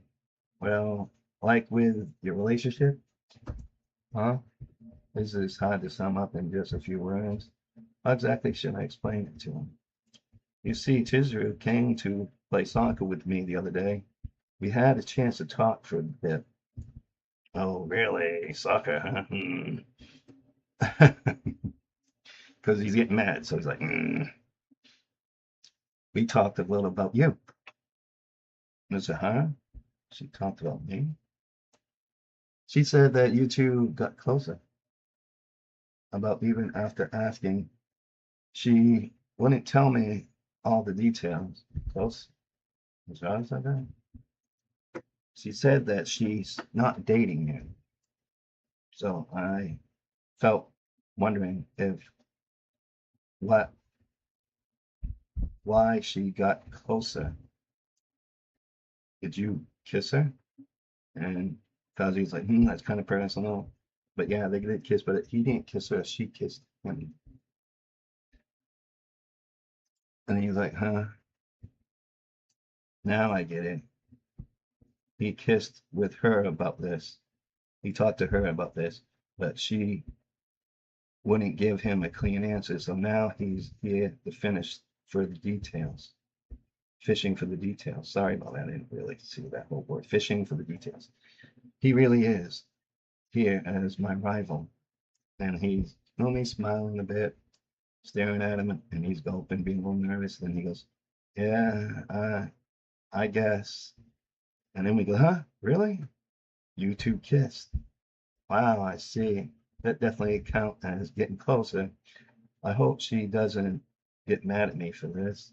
Kazi was thinking for him telling me about it or admitting to it. Still, you kissed and you're not dating? That sounds very strange. I agree. But now I understand you kissed. It's kind of hard to imagine her kissing anyone. Does that mean he's never done that with, she's never done that with me? Yeah, it kind of makes me wonder too, because, we're about the time at the barbecue. We don't know what happened between them at the barbecue. Then Umi's going, I mean, Chizuru is a very strange girl, don't you think? He's like, huh, strange? Most girls go out with me when I ask. After meeting up 2 or 3 times, things naturally go in a mature, more romantic direction quite often. And Kazi's like, huh? Now that I think of it, after exchanging contact info, they usually ask me out. What? I wonder, whenever I call them cute, they seem pretty taken with it. You go to a private bar and get drunk in no time. Wait, what? And then Kazuya's like, what? He's telling me about his dates and stuff? About a pretty boy like him on a date? So he's kind of nervous. And he was born with it. He's so popular with his own good. They usually say that they love me, the girls. She's so strange. I think it's Kazuya's thinking he's like a rich person who's lost their sense of money, making him lose his grip on reality. And Kazuya's just thinking this other stuff too, going on and on about it. And then here, Umi's going, well, I get it now. I guess I should get going. And then Kazuya's like, what? Sorry, I have to shoot for a drama line up after this. And Santa Gaya. And why he choose to come here in the middle of that? And then Kazuya's like wondering, he's still confused. And then let me handle the bill. And we saying, and then Kazuya's saying, thanks. I don't want to go into detail for all this stuff. Yeah. Okay, I'm off to the station. Yeah. Was that seriously it? What was he wanting to hear? And then he's still thinking about stuff. And I can't tell he's not the type to treat me like an enemy. And then he's talking about how he's such a nice guy and stuff, and still being nice to him. I wonder what happened with that. We never talked about it, which probably means she hasn't rejected him. If that's the case, he still doesn't know that he got rejected yet. That only got rejected by Chizuru, Chizuru, Misahara. I mean, so easy every time I meet with me. I might as well just skip this part and go here. It's like she's still weighing her options. And here's Umi. He's waiting for a cab. To be honest, she rejected me the other day. And he was like, huh? He had his head down because he was depressed about it, thinking that they're going to get together. And then he lifts his head up, huh? She said that she might be in love right now and that she wants to face that person with all her heart. She's such a strange girl. From head to toe, she's perfect. Like there's no single crack to be found. She avoided specific details, so I thought maybe I still had a chance. But after talking with you today, I think it's time I give up. I'm rooting for you, Kazuya. Show me how it looks for Chizuru to be in love. see ya. And then he takes off. And then Kazuya's grabbing his straps for his backpack. And he's thinking, well, and then you get to this point where you see Sumi. Yeah, she's such a cute little drawing, little character.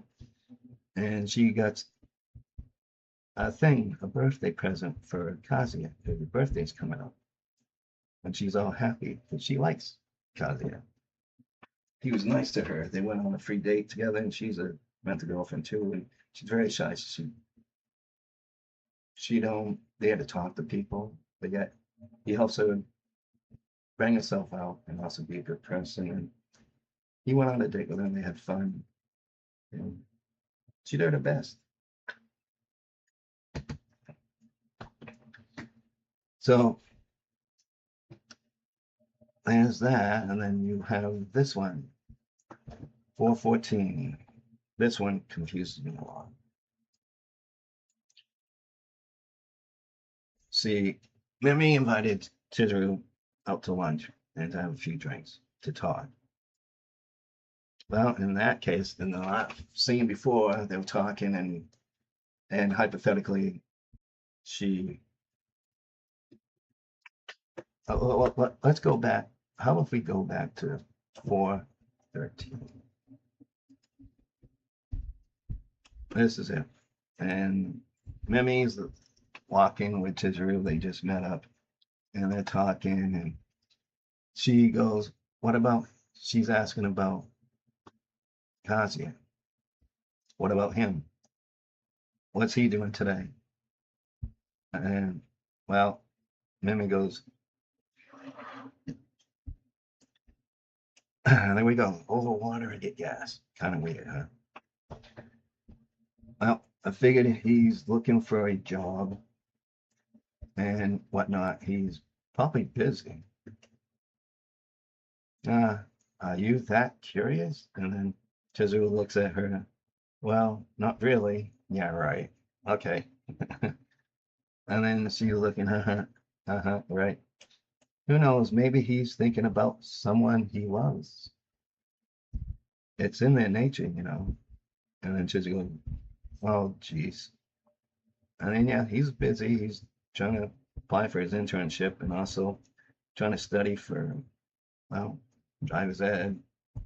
And then here's Sumi. She doing things, get ready for the present that she got for Kazuya, and she don't know how to really give it to him. But she don't really know his address. So she's thinking, maybe I should just call Chizuru and give it to Chizuru, and then she gives it to him, or basically Chizuru tells her his address, and then mine. So she's all up in high stakes about that, and she's contacting, I guess she's contacting Chizuru first to find out. Because I think Sumi likes Kazuya.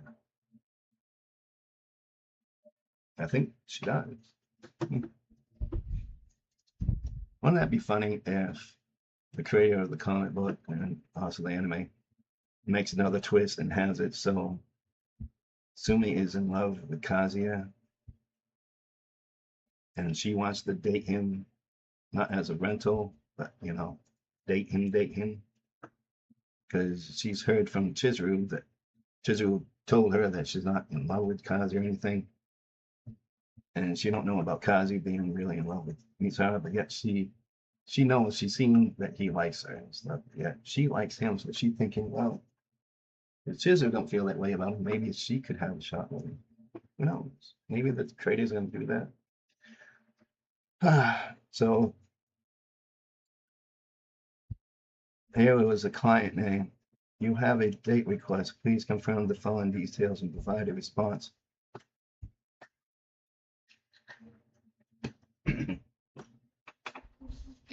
Client name, Akira Rama Shino Shake. I don't know how to really pronounce that. I guess that's Kazuya's name he goes by on there. So she's all happy about the date, and she's accepting it. So I think he wants advice from her about Chizuru. So here's these people just looking at Chizuru and saying how pretty she is. Nah, nah, nah, nah. What have you to drink, Chizuru? I have rehearsal in the morning, so I'll skip the drinking. Oh, really? I'll drink. It will be fine. I know you can handle your alcohol. And just one glass. She adores, and I totally understand how it feels when customers get the hots to drink. So she's acting pretty normal. Here is your sangria, sangari. I don't know how to pronounce that. What kind of drink she's drinking? Um, Thank you. And then she just doesn't seem very different from when I last met her. Maybe she still doesn't know about it yet. If she was going to tell her, I feel like she would have done it already. Maybe she'll keep it a secret after all. Well, I guess things are okay here now. Is there something in my on my face? Oh no, just your good looks.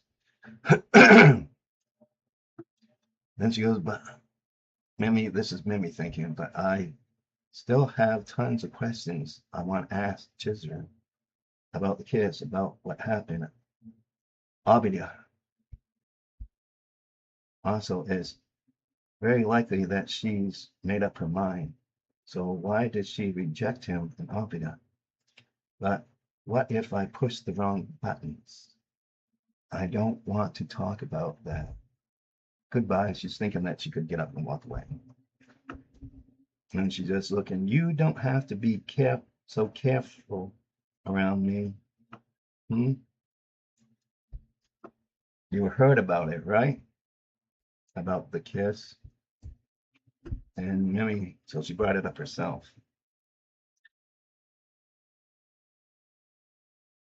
I fell straight out of the hot locker. It felt straight out of the hot locker. She brought it up on her own. The Oscars show that year was amazing. The way she talks sometimes is cute, but it's kind of weird. I know that you two are close. I don't exactly justify asking him to keep it a secret either. Then she already assumed I'll tell Master about today. In that case, it's true. He's won. I wouldn't blame you if you laughed at me, Mimi. Huh? I even think it's pretty lame. When we were drinking, I said it was absurd, and yet that was the only thing I could do. I just so pathetic. She's waiting, isn't it? That's what she's talking about? The final research theory? Really? Okay, if that kiss wasn't her answer, did she just blindly follow my advice?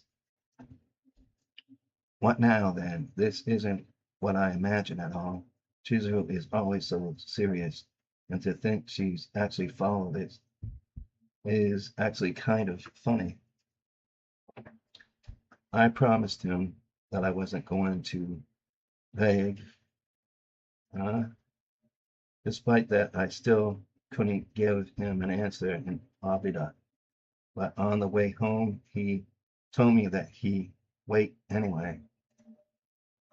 I just don't know what to do anymore.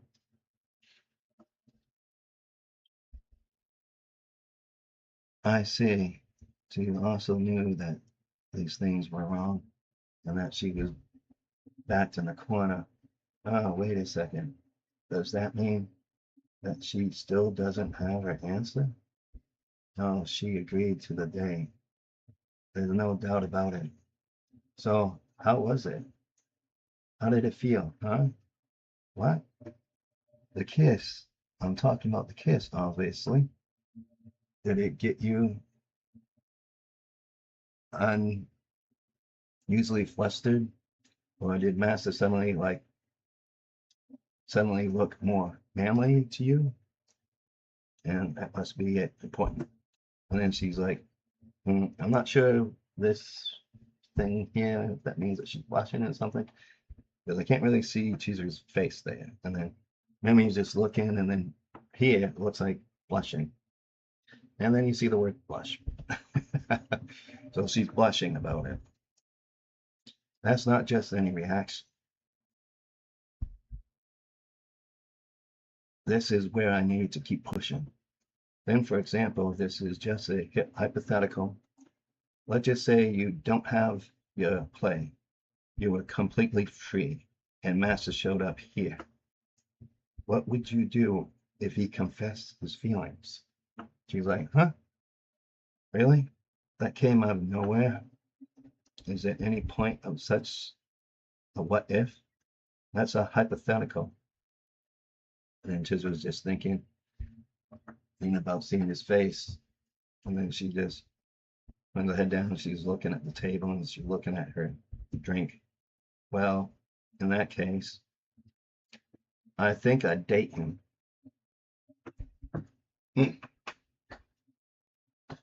So now we got to go back to here so we can finish it here.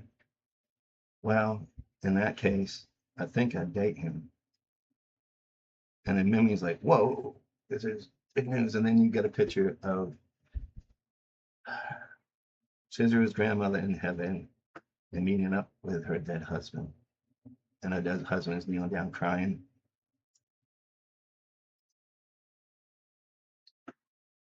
And then Mimi gets up. She goes, heard it from this straight from the horse's mouth, master. She said it. Chizuru said it. That's good enough for me. Let's toast.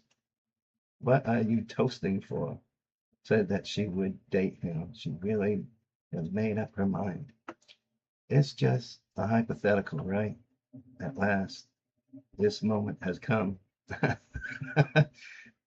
Still, now I get it. If you think about it, the fact that she kissed him but won't date him would make anyone think that she's just stringing him along. Yeah, that's what I'm starting to think too. She's stringing him along.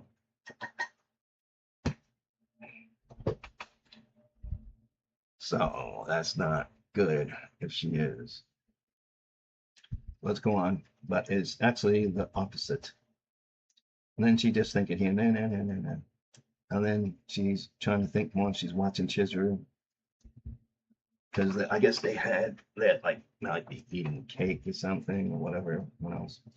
Eating something. And Chizuru is so cute. She's saying, she's thinking, her looks, class with her innocence, is totally unfair. And then she started thinking, I'm starting to think that she's too good for of a catch, even for Master. No, no, she's a dream. I actually have to see these two as a couple before I die. I've already mentioned it to Master, but all he can do right now is raise July 11th's chance of success, even if only by a little. Because what happened before, what he's done up until Arbiter, apparently wasn't good enough. So I'm just going to skip that part because it's just her thinking. Then she goes, I guess what happened to Abida wasn't enough to seal the deal, huh? Put it that way makes me sound full of myself. But I didn't lie, you know. It's not that I didn't understand his feelings. It's just didn't reach a point where I wanted to be in a relationship. She claims, and he did well. It's her problem.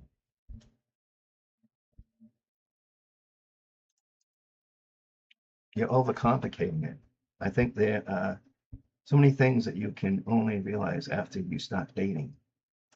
I know that I'm no good, huh? If I start dating someone casually and I decide to care for that person, even if I fall out of love, the relationship will kind of just drag on. I'm not trying to say that is what's best for him. Is it the right thing to do, or is it just an ideal? I don't think anyone can say for sure. Oh, that's how she sees it. She's serious, but also scared. Being right versus following the ideal are totally different things.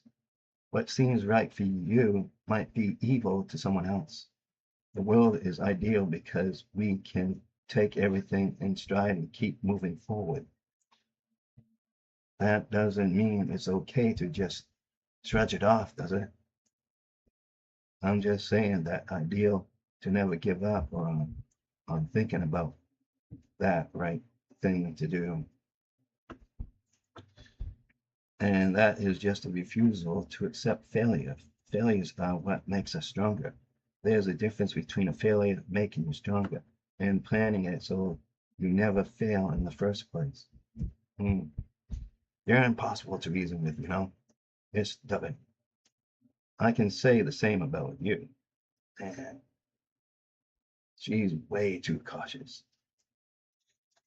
And it's just Mary just thinking here. And she is going on here thinking again.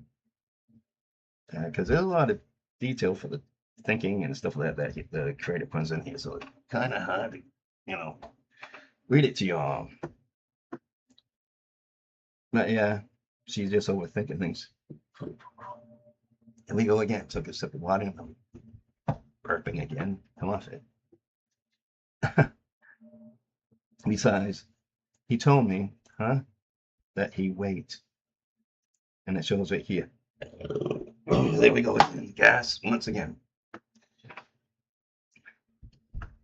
I don't get it. Anyways, she's remembering about on the balcony at their old apartment where he said he'd wait 10 years or 20 years. That he'd wait. He told me that he'd wait. However long it takes until I said that I loved him. And Miming is like, well, he said that. But also, Mimi's thinking about the time when she was talking to Kazuya that he said, when I go out with someone, I want to be sure that my girlfriend likes me as well. That's true for anyone. Of course, I know that's extravagation, that he can't wait forever. I'm just taking advantage of his kindness. Still, I can't help but think about how nice it would be if we could both feel the same before becoming a couple. And here, this, where it gets me,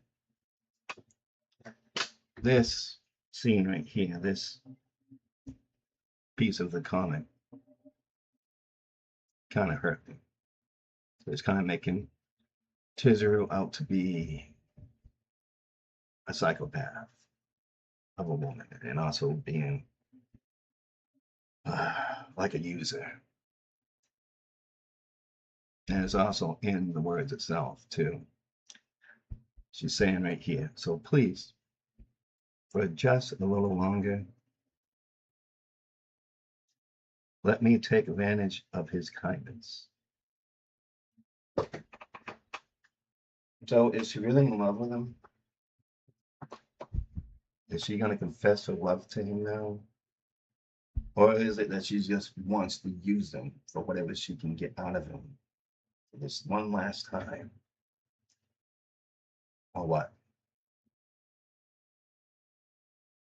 So if the creator actually does that and causes that, I'll be so upset. Making her out to be a user and that she really doesn't love him. And that, what, is there another twist that there's someone else? Mm-hmm. So that really gets me. It really does. It really upsets me. So then we go down here, and Mimi's like thinking about it, like, what? Master said that. She's like shocked because she didn't realize that Kazuya said that he'll wait for her, no matter if it's 10 years or 20 years, he'll wait. He's that much in love with Chizuru that he'll wait.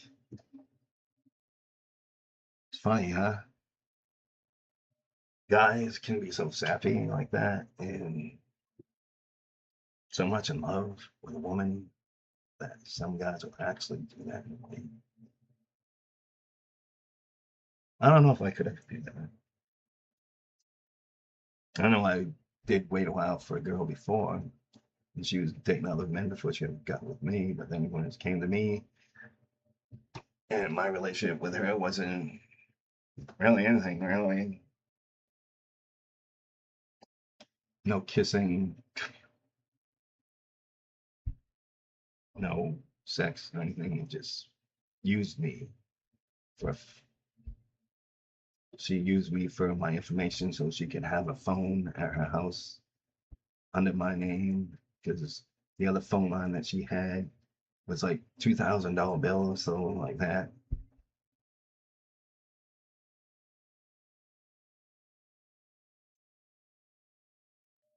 And she promised me that she wouldn't make a bill like that in my name be so high, but yeah, she did. $3,000. That was years ago. That was back in the 90s. I think it was 1991, 92, something like that. Yeah. So, and that person just used me. They were all supposed to be a friend of mine, but yet they still used me. So, anyways, yeah. So, what is the creator gonna have? Chizuru just use Kazuya or what? Because this is just 2 chapters away to the very ending. And here's this one here. And if you remember this one, this is actually going to 378.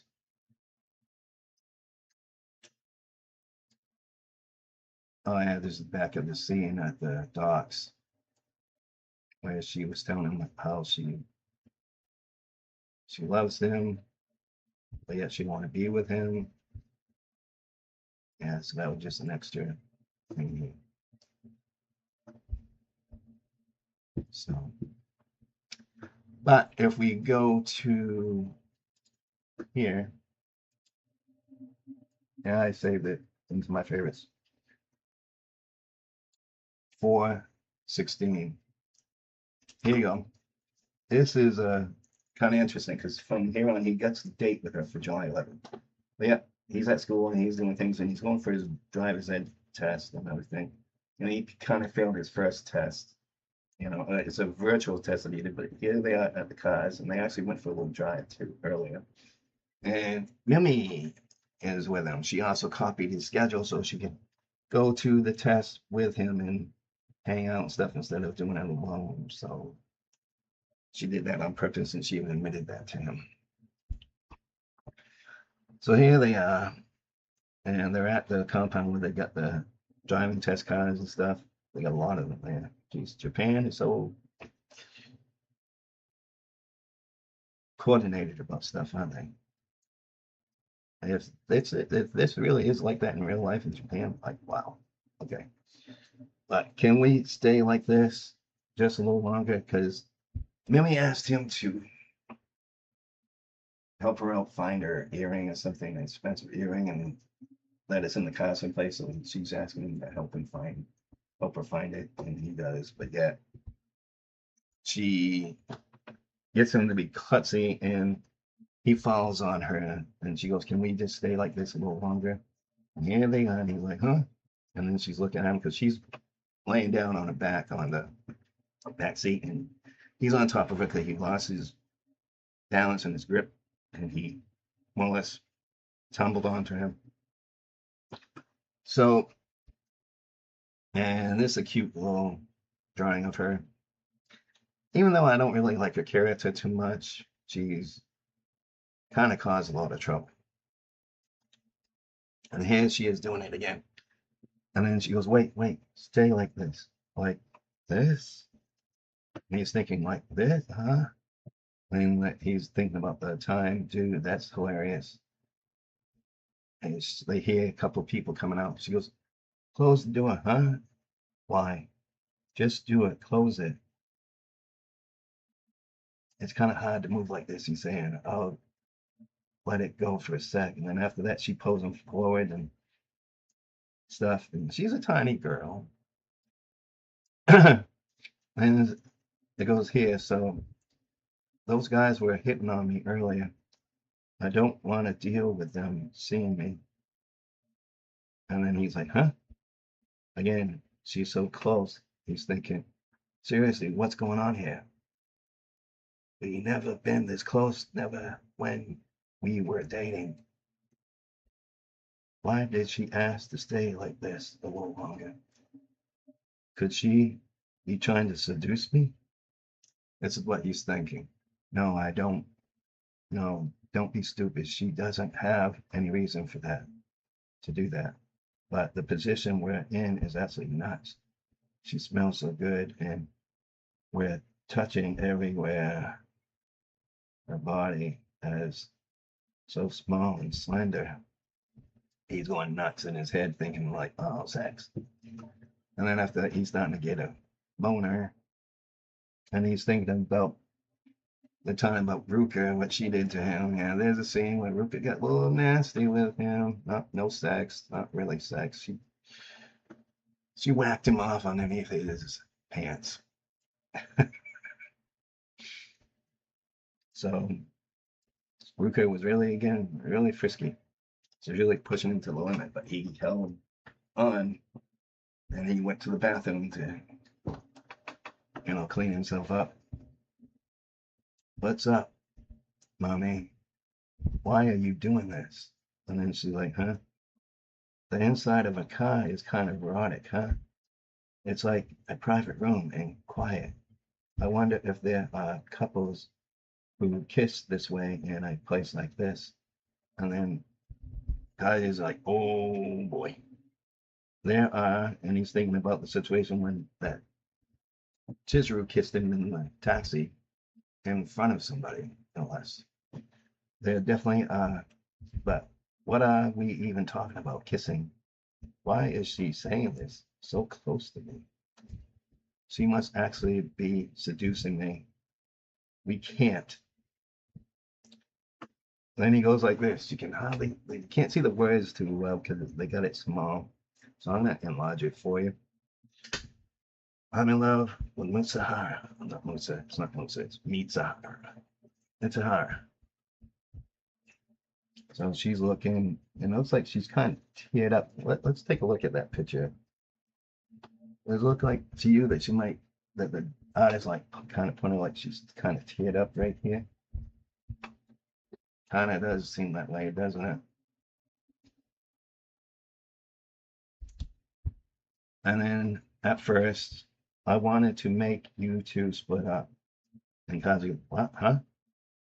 When I saw you with a cute girlfriend, it annoyed me even more. So after I found out she was rental girlfriend, but she told me something at Hawaii. She said it was weird for me to be so obsessed. Musahara said that. Musahara, what am I saying? Musahara, Mitahara. That I must be feeling something. Otherwise, I wouldn't go so far. Does that mean, huh? What do you think? And then I can hardly see the reading here. I mean, the writing, it's kind of small. They put it small again. I don't know why they did that. But anyways, enlarge it. Do I still love you, Tasia? And then he sees this in his head. I'm sorry. There's another guy I like, because he's remember when she broke up with him.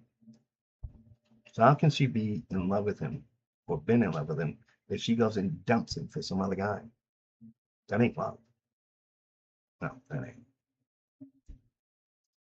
And then she's just looking at him and she's looking kind of teary. And he's like, He's sweating. And then where they're so close. And then back here, we're at Chizuru's family house. And you see everything cleaned up. Nothing's in it. No more books, no more nothing, no more rocks. Nothing, not even the plants, not even the TV. And here in the kitchen, all cleaned up, no dishes or anything. Everything's all bare. And also in the closet here, I guess that was the closet, yeah. And then you look in here, in the other rooms, that was the room that Kazuya slept in when he was living there. Because there's the table, because he had his bed right here, and there's the table. So, and there's the shelves all there, and then there's her clapping her hands, and then she's saying, all right. And that's the end of the chapter. She said she was thinking about selling her grandparents' place anyways. So. But where is she gonna move to? Or does she have plans to go where Kazi is living and get her own apartment by him? A lot of people had videos about that on YouTube here. Is she gonna go and be sneaky and get an apartment by him and surprise him? Because it really hurt her. And one of the past chapters here that I showed you, where she was around her grandparents' gate on the other side, and she was sitting on the ground up against the gate wall, and she was clenching her chest, and her heart was pounding so heavy, and she was teary-eyed and upset because Kazuya left. But that was the agreement for a month for him to stay there and then leave. So he kept his word, and then when he left in the cab, she laid in and kissed him out of the blue.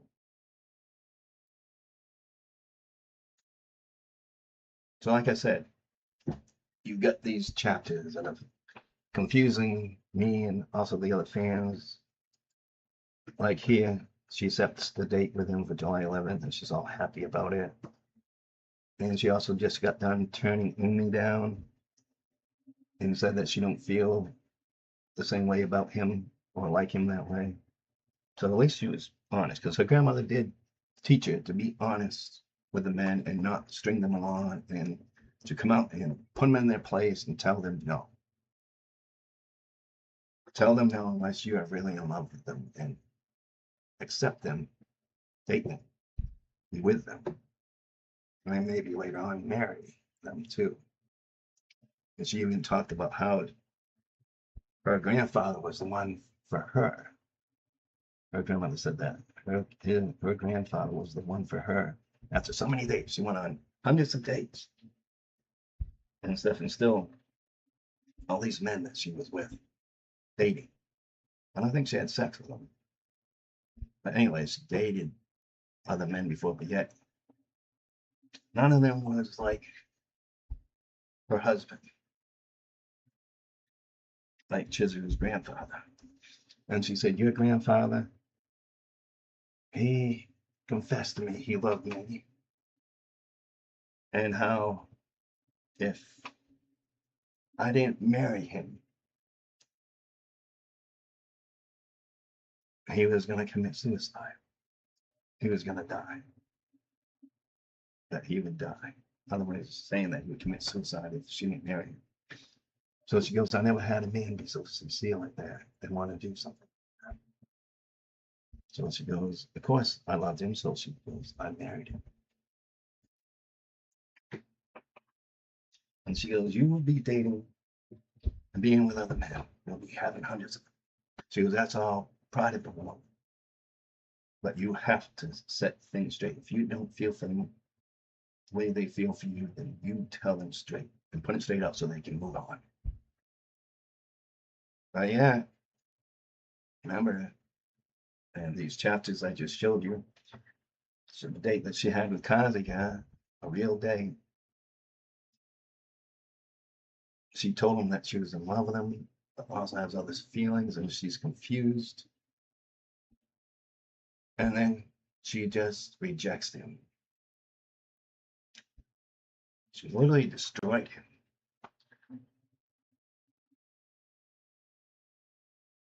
Because remember one of the episodes,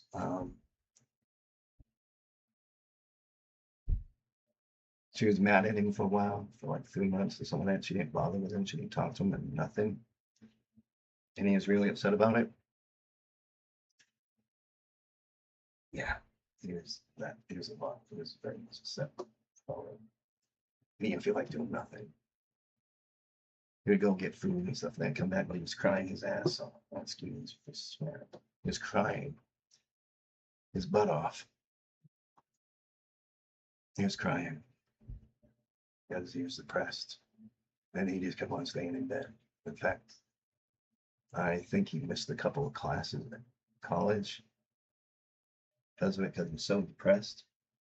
And when Mimi buys in his door and found him, knocked on his door and, he let her in and he just went and laid back down because he was so depressed he didn't want to talk, nothing. She saw how he was living his trash all over the place, cup of noodle things, bowls here and there and stuff like that. And the dishes were dirty and everything. And that he wasn't keeping things up, he wasn't being himself. He got to the point where he was so depressed, he didn't want to even participate in life. He just wanted to sleep. He probably would have got more depressed, probably commit kamikaze. The Japanese used to do that years ago, many generations ago, man. And a soldier or whatever, or even just a Japanese man himself, they would actually commit suicide if things didn't go well for them. Even when it comes to the love of a woman, they would kill themselves. And this is a Japanese comic. Tune is really trying to really be honest to the nature of the whole situation and also about Chizuru, that character. I mean, she sounds like a sweet character and everything. Nice, but also she's very stern, she's straight. And she seems like a strong woman, but yeah, she's also not. And it seems like she's never been in love before. And this is new to her, so she sees it. But yet then she don't. And then she talks like she wants to use him a little bit longer. And I'm almost like, what happens when someone uses someone?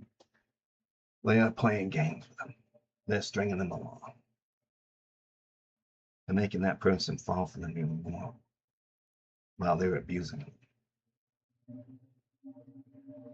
And then after that, she's just going to reject him once again.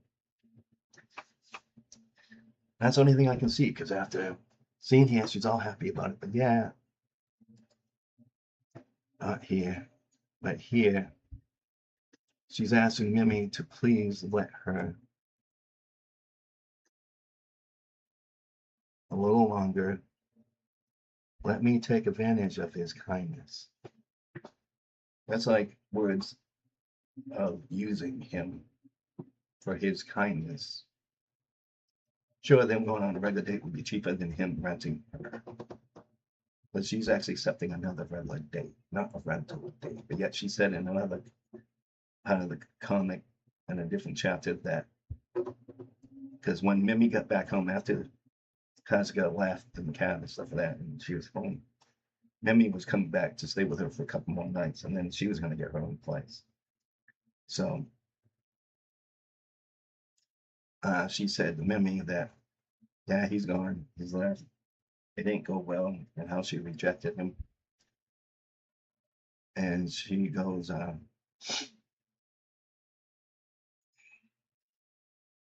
she said that Master might even contact her through the Ren-A-girlffriend site and do another date, and that she would do another date with him that way. And that was her own words saying that. But also, she was also trying to say that it was done. She made up her mind, that was it.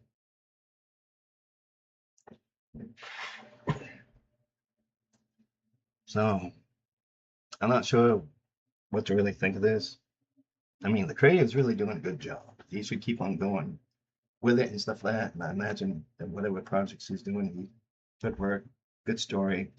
I mean, it really touched me quite a bit. And it's supposed when I hear he's supposed to be having another piece, another chapter coming out here soon. Um, and also there's going to be season 5 of the cartoon version, you know, the anime cartoon version on Crunchyroll coming out too. So that's good. But yet the cartoon part ain't up to here. Yeah. The reason why when I looked online see if they had the comic out there and come to find out they have it on this site and also got it on his site as well. And his site is matching this site for 416 chapter, which I'll show you right here. It goes up. Oh, wait a minute. 417 is already out. Oh my God.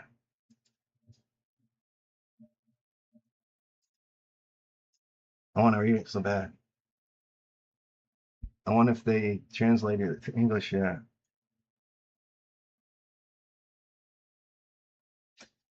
So he already put it out, 417. Now let's see, 11 comments already, huh? Okay, let's leave the comments here. See if we get any glimpse, because I really don't want to waste any money on here, and I don't got my card on here either to buy it. I mean, it's like what, $1, something like that per issue or per chapter. Says here, Dragon says, Mimi is full stuck, love stuck mode now. She definitely didn't know what she had until it was gone, though I still believe she's purposely pushing Kazi away so she wouldn't get hurt again. When her parents arranged a marriage for her, arranged a marriage, but now she wants Kazuya to save her. Arrange a marriage, huh? I didn't know about that. That was never mentioned in the comic before.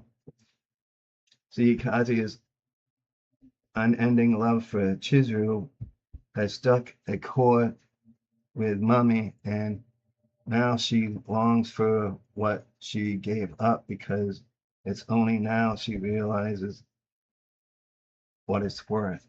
Hmm. And here, this one. I guess Kazuya is Memory's type, even if Memory denies it.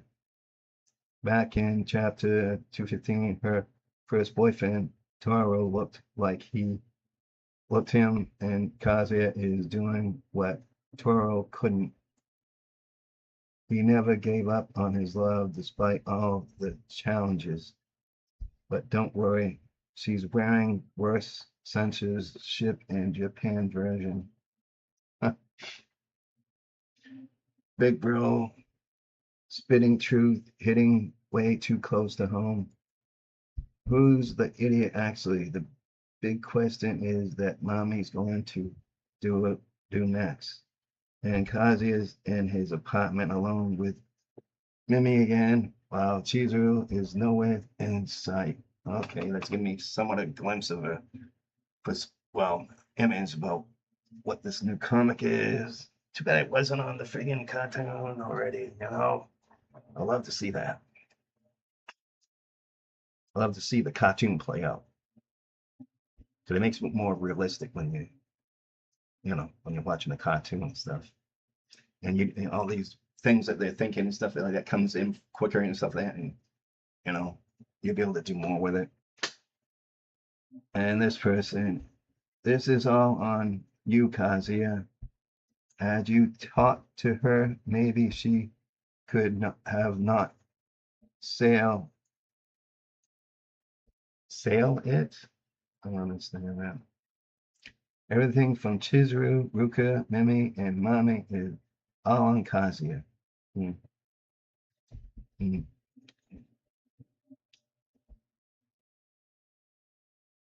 And Mimi, despite what she has done, you can't help but feel sorry for her.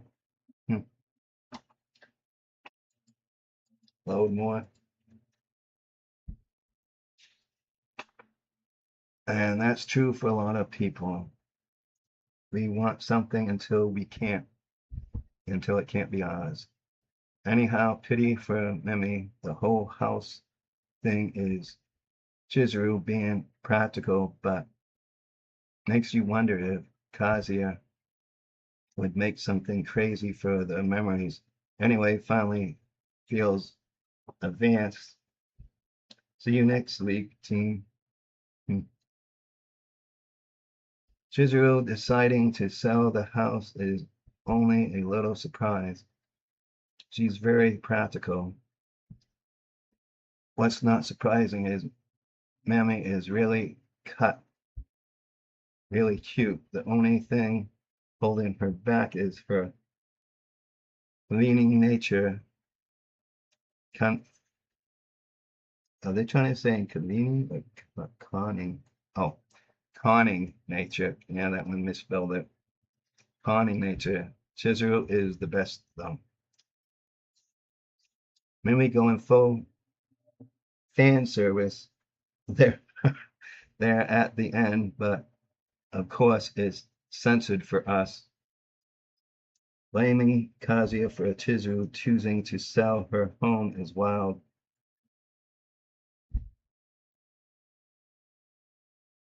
What is this all about? Blaming Kazuya for Chizuru's choosing to sell her home is wild. He never told her to sell it. In fact,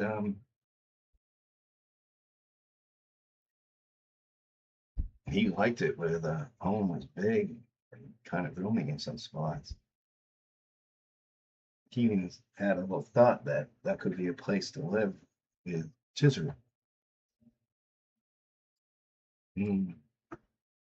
That makes me kind of think, are we going to have, they got it. They got 17. Let's check it out. This is my first time seeing it. So you're going to see it with me first. Here we go. A meat bun and a red bean bun. Dad brought these back from his visit from Yokoyama. I just warmed them up. Which one do you want, sis? Oh, that's her. That's mommy and her brother. And then she's thinking, looking, okay, I'll take the red bean bun then. And she takes it. She goes back to her room. And she's thinking about what happened. Can we stay like this just a little longer? And then she's laying there. I'm in love with Mitsuhara. It's Kazuya. Put it straight up like he's in love. It's Chizuru. And then here's Bunny thinking again, laying there. And then now she's, what is she, on a train? Or, could be on a train. And she's there, and then, what? Mitsuhara put her family's house up for sale? There we go. So I was right. She was putting it up for sale. When did you hear about that? You mean the one we stayed in? We talked online yesterday. Does your family have like 5 houses or something? I guess the property tax is pretty rough. She says it's more economical to just get a lump sum of cash now and rent an apartment. She's been preparing for it for a while, and she said it's too big for her anyway. Oh, she did, so she sold it. But she has so many memories in that house, just like her thought. Just like her though. She lived there not only with us, I remember her talking about it, but ever since she was a little, right? She has nerves of steel. It's like she actually AI. She's a massive mini mollusk. Wow. Love for Kazuya. I don't need this either. That's the kind of mentality, actually a little scary. So what's she's gonna do then, huh? Apparently she's planning to live alone in the city. After that, she's gonna move to out today. She never told me her address though. Why'd you accept her to tell you, expect to tell you? I want to go there so bad. She's living alone. You cheer up quick. She's selling the house, huh? I had no idea, but it was hard for her to clear everything out. I wish she would have at least told me about it. I guess she under no obligation to tell me, but it all feels so cut and dry. It makes me think that maybe she's forgotten all about me and all the chaos. Do I still love you, Kazuya? Hmm? And he's thinking about mommy. And he's like, women will forever be a mystery to me. Did you just have a stroke? You're freaking me out. Sorry. Don't worry about it. And there's Mimi. Not Mimi, mommy. And then he's thinking about, hey, what do you think? Do I still love you, Kazuya? And he's thinking, worried up. And then he's, well, I don't know. I haven't the slightest idea. And she like, And she squeezes him, brings him closer. Mimi, what are you doing? And she's, sorry, can you open the door? Huh? Sure. And he opens the door and steps up. I was just trying to get up. And then she comes up. Sorry for asking a weird question. Forget it, okay? And he's like, forget what? What was it again? And he's like trying to brush it off. Thanks. And then she walks away. And then her heart's thumping. And then, can we stay like this? And he's thinking about that again. And he's thinking about that, her walking away. And then there he is, and he's clenching his fist. I'm in love with Miss Sahara. And then she grits her teeth. She's upset that he's pushing her away and saying, no, I'm in love with Chizuru. And she's thinking, thumping, thinking, you want the red bean? Myself back to that. I thought instead, I thought I was just about to eat it. Just let me have it. Stop that grabbing it. Hey, wait, ouch. You've been like this ever since you were little. It's a bad habit. The moment you lose something that used to be yours, you just start wanting it all over again. Hmm? And she takes something clenched, blank, and she shoots it at him. Damn. Whoa, are you kidding me? What the hell? The floor and then on the clothes, like all sticky mess now. What you doing? It's so annoying. Drop that. I don't want either one then. And then she storms off. Why are you so mad? It was just a red bean bun. Then here we did ching ching. What is this all about? And then you can see Kazi thinking about what happened in the car again. And there's water running. Do I still love you, Kazi? And here she, remember when she first saw Chizuru with him kissing in Hawaii? And then she's like, ching ching, setting the water off. And she's thinking that what he said again, saying that he's in love with Chizuru. And then she's there in the steam, naked, and putting her head down. It's not like that, idiot. And it ends there. Wow, okay. That's good. I'm gonna save that. So now I gotta wait till next week. It comes out every week for a new chapter. So I gotta wait. Find out what Chizuru does or is gonna do. But she just gonna use Kazuya and hurt him again or what? So it just makes you think. So That's it. You got to see this page with me first. I'm not sure if anyone else already pointed out, but I just saw it now and it's okay. It's okay. It's nothing really big, but it's a good thing that nothing happened between Kazi and Mommy. He put his foot down and said he's in love with her, and that's it. So that's good. That is real good. But also, he's upset that she's selling her grandparents' home. So now he's not going to know where she's going to be living and stuff. Where will she be living? I wonder. Okay, so I'm gonna end this for now. But I just wanted to see if anyone will have their input about what they think about all this. Because right now, we're not at the part where Chizuru is going to be using Kazuya yet or whatever. Because remember, she mentioned it back here. Here we go again, the gas. But yeah, she mentioned it right here that she just wants to use his kindness a little bit longer. And she knows his family loves her right to death, especially his grandmother. And yet, if she's not in love with him and stuff, why is she doing this? Why is she gonna use him a little bit more longer?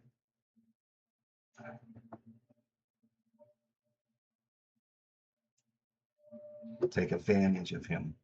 The words right there. Take advantage. Ugh, that just upset me right there for that one.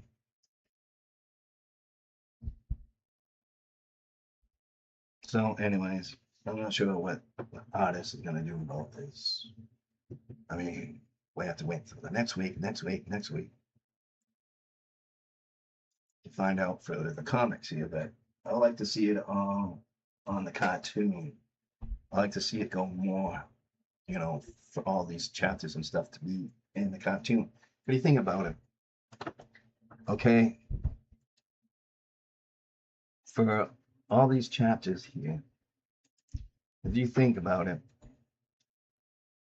from all the way here, from one,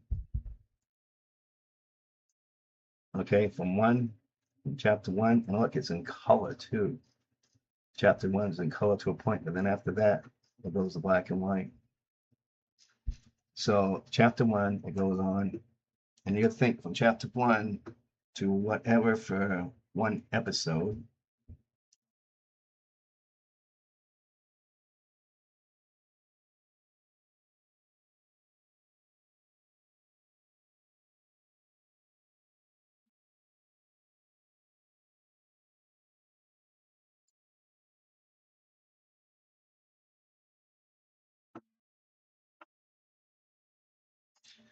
This first one was in the first episode, and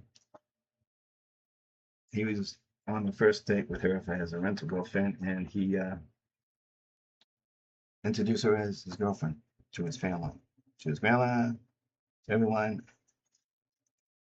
Well, she's told him her name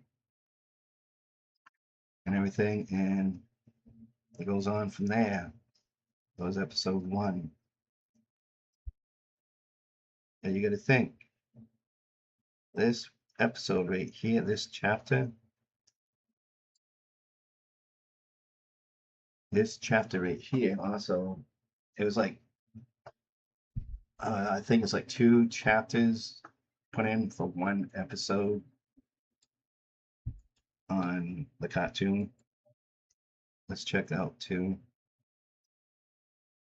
Yeah, pretty much. One episode is like two chapters. And you got to think about it, whether the chapter for Hawaii, the episode for Hawaii in the cartoon, that's like in season 4. And now for the cartoon for season 5, they're gonna have the continuation from Hawaii part to go on. So how many? There's gonna be like so many episodes for that. So in each episode, there's like so many of these chapters in one episode. So is he gonna keep on doing the cartoon like he's doing the comic? it had the cartoon go on longer and longer because this is one of the not one of the longest running animes, but it's building up for a cartoon, and it's good. It is good. You got good voice actors and stuff in it, and it's good. And I like it. I like the cartoon. Even the cartoon in some spots chokes me up.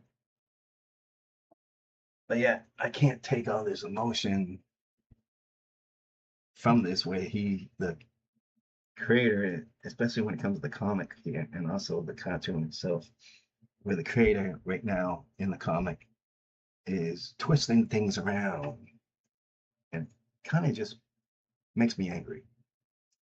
Pretty much angry that he's doing this, playing the characters like this. And where, like I said, Kazuya kind of reminds me of myself when I was younger and how I had my heart stomped on and hurt by women and used as well. So when I see something like this in a cartoon or even a comic book, it makes me remember that. And I don't want to go through those emotions. I really don't. I don't want to go through those emotions at all. That's all my past, and I don't want to have it brought up again. But when I see something like this and read it, watching it, and also it just makes me think, brings me about my past. It kind of hurts. And I don't want to feel that pain. That's the reason why it's in the past. So, I don't know. I don't know. No, not.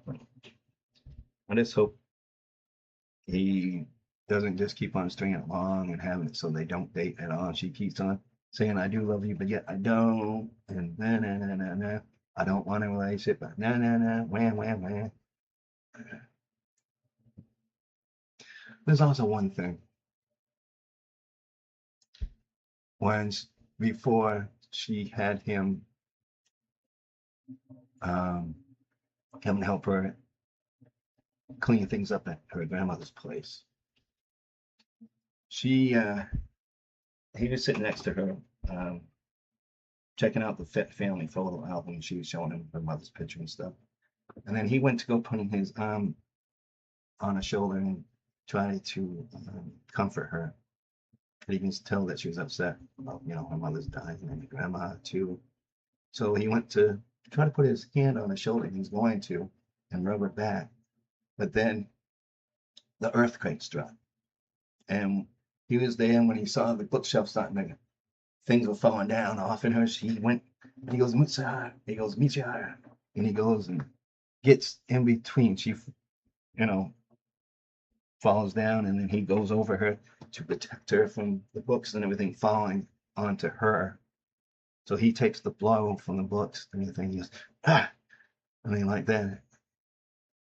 And then he just looks at it and they're close. And then she's like, he went to go get up. He goes, I'm sorry. And he went to get up off of her. And he goes, that must have been an earthquake. And as he was trying to get up off of her, she just grabs him and she goes, wait. And he goes, huh? And then she went, put her hand up, grabbed something out of his head. She goes, oh, you had a leaf in your hand. He goes, oh, yeah, yes. I was just moving rocks. Goes, yeah, that's understandable. Yeah, thanks. And she supposedly had it in her hand. Well, when he got up to go to the bathroom, because he's getting all hot and bothered, being close to her, he went to go to the bathroom and also checking things out.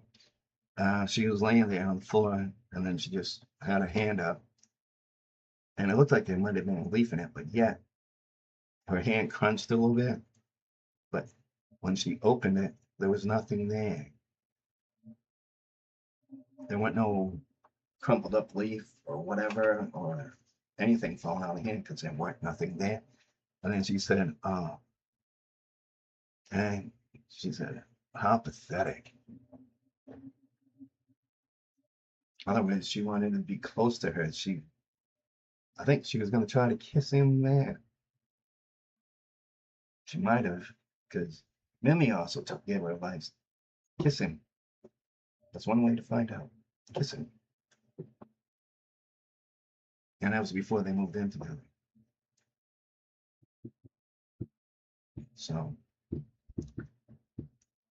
I think she was doing that, trying to get closer to Kazuya to keep him close, and hopefully that he would go and lean in and kiss her. She's trying to give an initiative, saying, "We're close. Do something. Do something." Instead of her blurting out, "Kiss me." So she did that, but yet there was no leaf in her hand. So that kind of made me think she wanted to keep him close to her and have the kiss, you know, have the second. Well, that'll be like the third kiss. Remember when at the beach, when he went to save her from falling in over the ferry, she fell off the ferry and he dove in to save her. I mean, he's a good swimmer, but he's not that good at swimming, and he risked his life to save her life. So that was the first kiss, because where he was unconscious, because he took in water, yet he still made sure she was alive and safe. But yet he risked his life for her, and she went on to CPR and brought him back. And to do so, she had to give him a kiss, blow air into his lungs. So that was their first kiss. Then after that, Hawaii. Hawaii, they had two kisses there.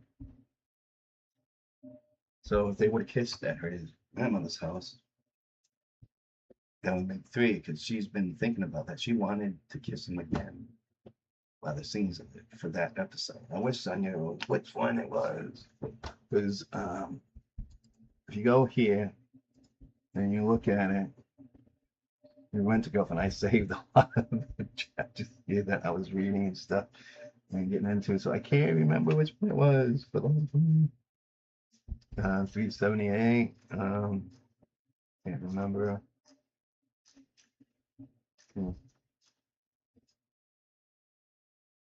Oh, 378. This is where my grandmother talking, my grandmother telling her that if a guy is asking you out stuff, you don't feel the same way from him, and you don't like him or whatever, and you don't want to date him, you put him in this spot and tell him right off the bat. She don't want her to string them along or anything. So that was that one. So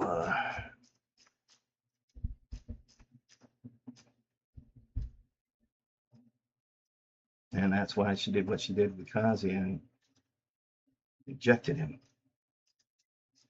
But yet she has feelings for him.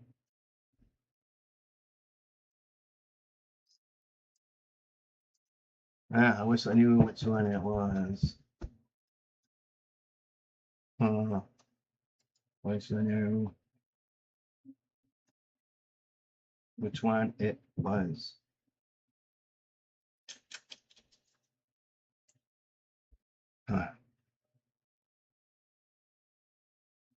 The scene where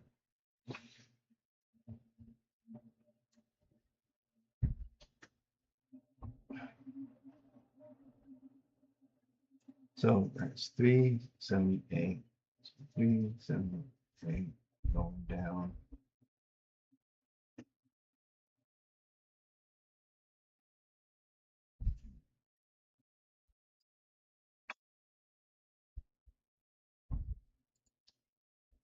So that's there.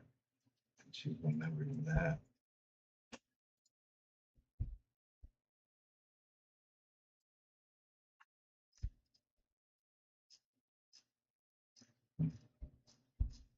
Well, that's one that just that was on the day.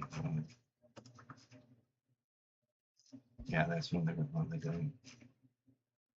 I wish I would have marked it when I saved it. When you're doing bookmarks and stuff, you can make little signposts stating, what it is. So 356.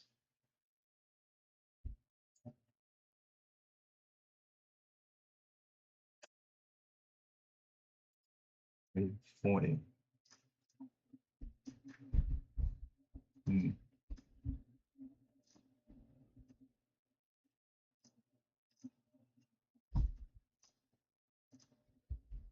Oh, this way he did practice state first. I mean, what ways and take these are. So that has to be back here.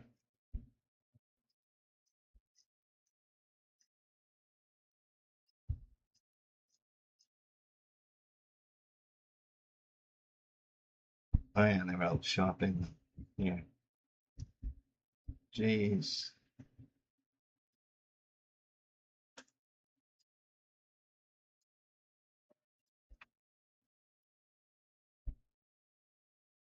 Oh, why are you singing? Ah, actually, it was earthquake scene. Oh, I got it here at all. Oh, let's bring this back up so I know which one that was.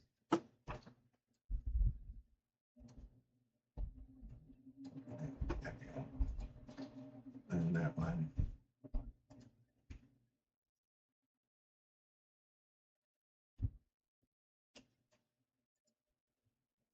That one. Okay. So yeah, but so many chapters. Why don't you just put out a longer page unit, like a big comic book?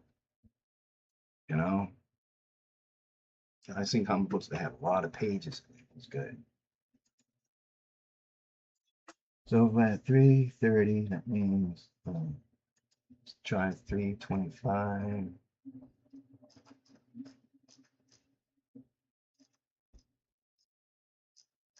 Not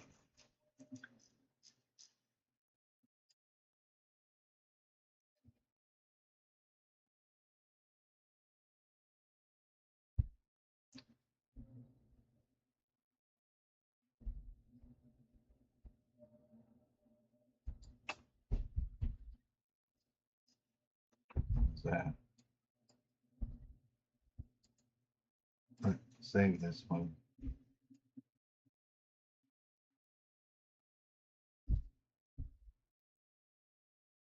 Let's say we put a name in English. What is it?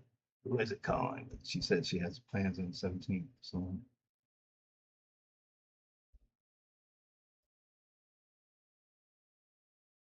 mm,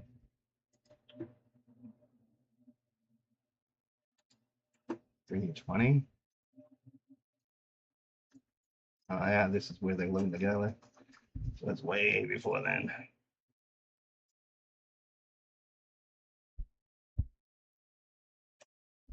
3:14. Let's do try 3. Oh, that's where you staying with her again. Yeah, staying with her.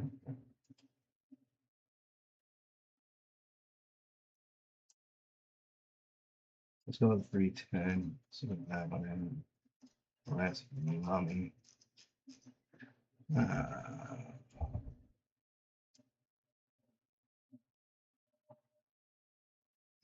yeah, okay. 3:10, about 3:05. Yeah, they're living together here.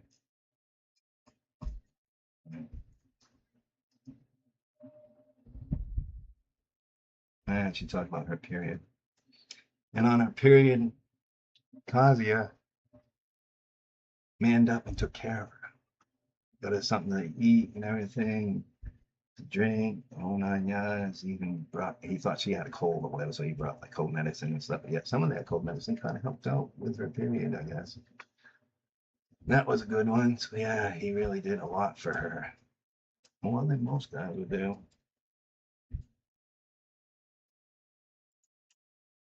I'm gonna say that one. So 3:05. How about just 300? That's a cute one.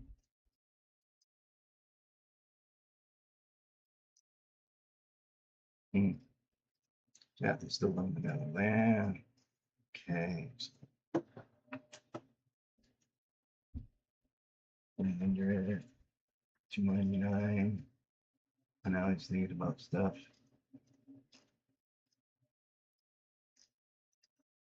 He's still living with her. Yeah.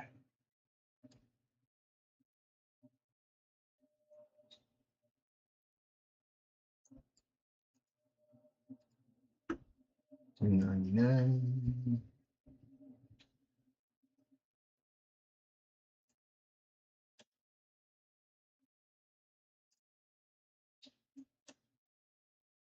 I will go to $2.95. Oh yeah, he was on a date with her and stuff like that, and they were out seeing the kids, and she likes it, but he likes kids. She likes kids too, although she feels kind of awkward around him at times.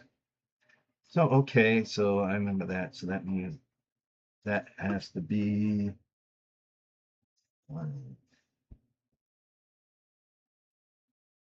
296 coming up. Yeah, still the kids. 297. She's thinking about it.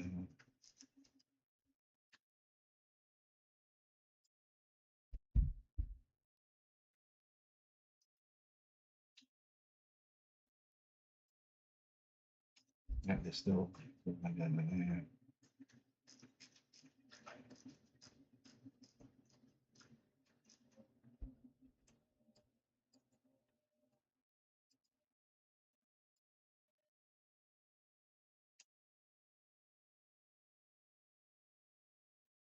$296. Come on, what's $20?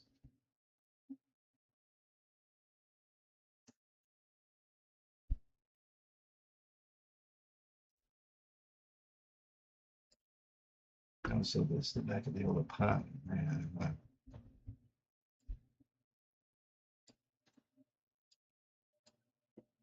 Oh, how you?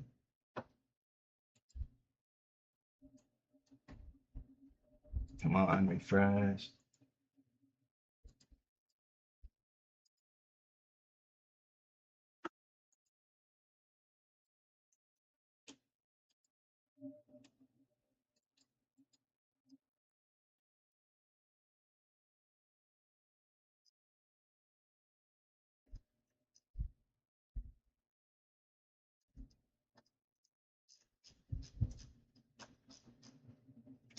Well, I guess I can't really find it.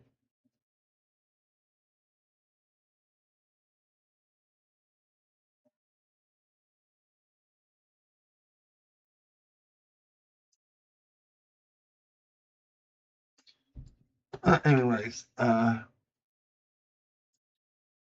like I said, for that part, I have to look.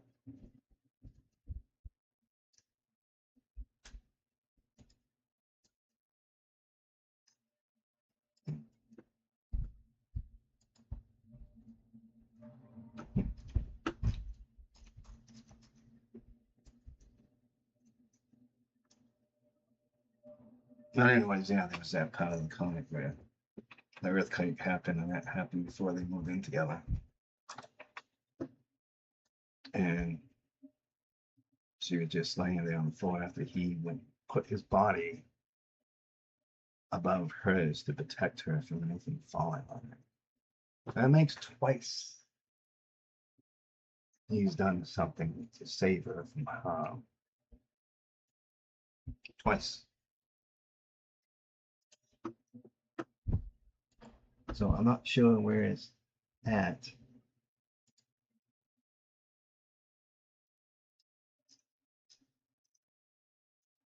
But also here in this uh, one right here, let's save it. She asks um, Kibi out. Well, not out. What's going on today? But she asked him if they could talk. And he ordered lunch and stuff, and she said it was all right. So she paid for his lunch. And she's asking him about Kazuya. He goes, well, you're going to shine. Let's get pancakes for real. Really? Wow. Let's talk about the pancakes. Try new stuff in the menu, Subline and Kiwi. And I have a moment of your time. And He's there, and then she goes, I invited him here out of the blue. I hope he doesn't think I was strange.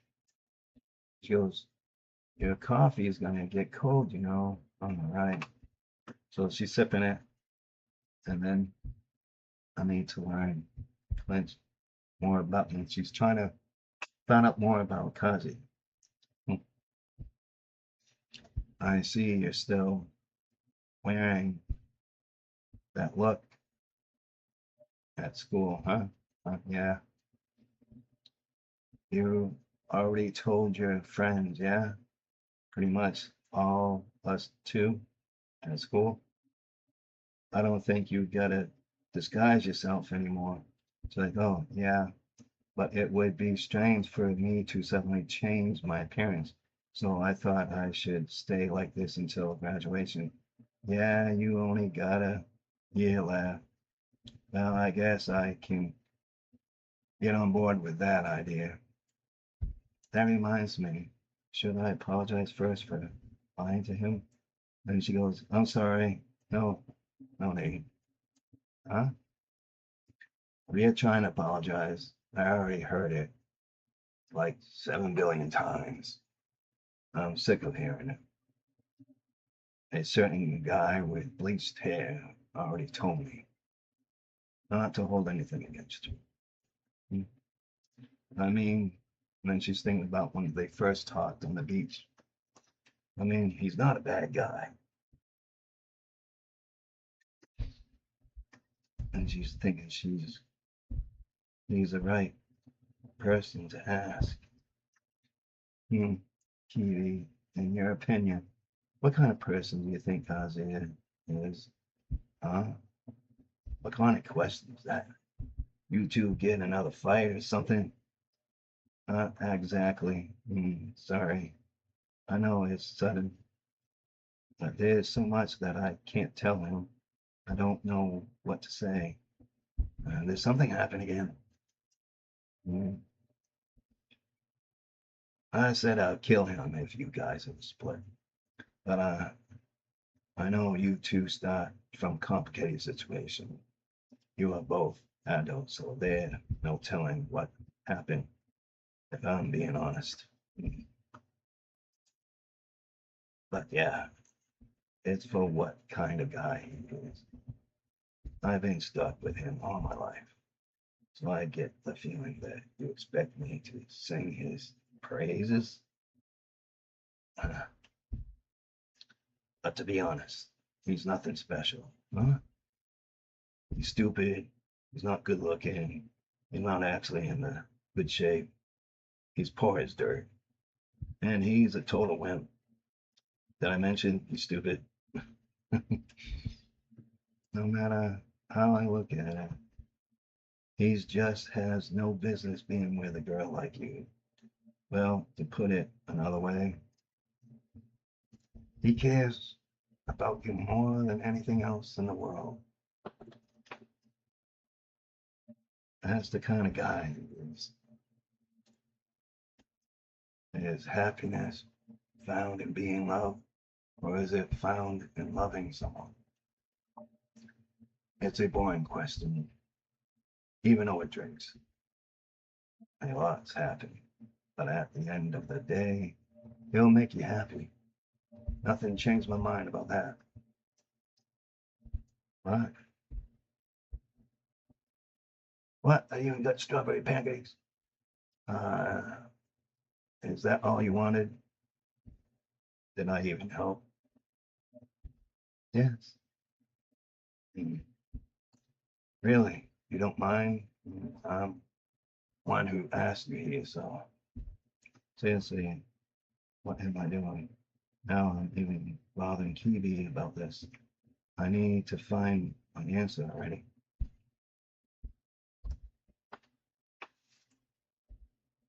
See, she's doing this before they date.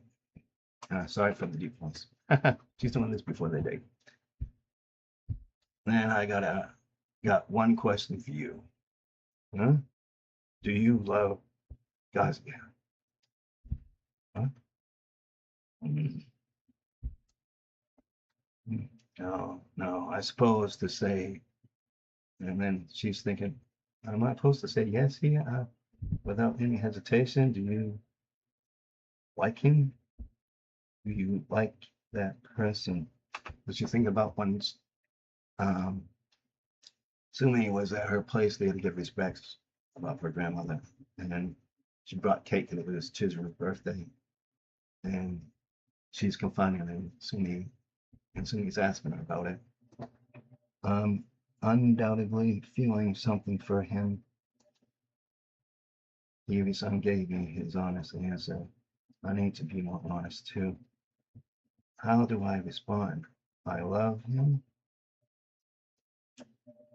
He's someone that I clenched, and she's remembering him playing with the kids. And she thinks that's great to see a man playing with kids and treat kids good. Oh, here's Kiwi. He's looking stern, and his eyebrows are high. Nah, never mind. Huh? The look on your face says it all. Later. What? And he walks off. He's having his head down. He was upset for his friend because she didn't come out and say that she loves him. And he can tell the look on her face that she's not in love with him. So he can read her expressions.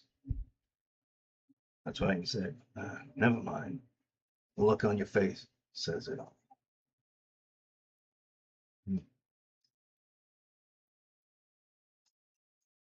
And she's pretty shocked about that. And he's walking on. She's probably also wondering. She's thinking here, and then she goes, I'm pathetic. She's probably also wondering if Kiwi's going to tell her about the talk. What else? Oh, yeah, I wish I could remember which one it was. Really? You know, where they're at her grandma's place cleaning and whatnot.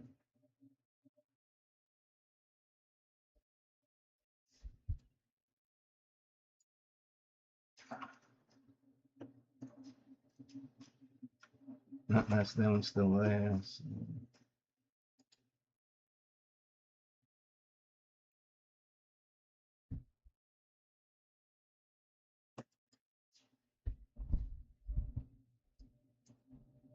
Here's the kids. Yeah, they kids.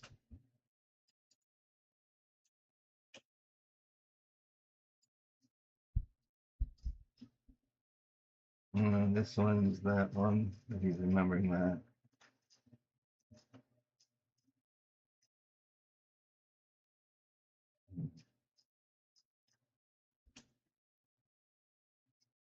He's still living there. So. Too many.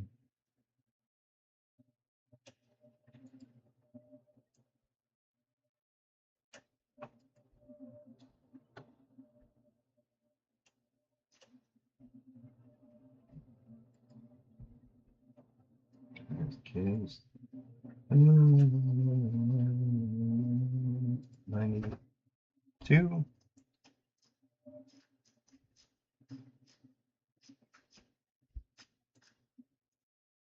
Date, whatever. There's the kids.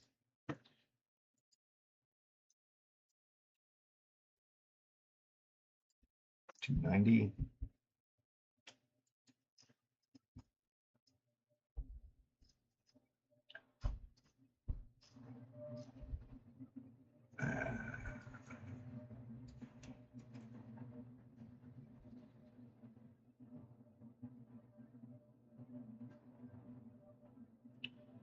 So at 280, 285.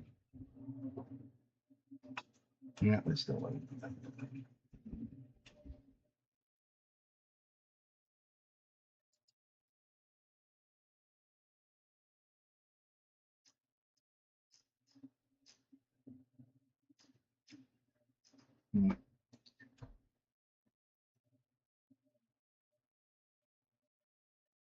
All right, the store. trying to go through this quick.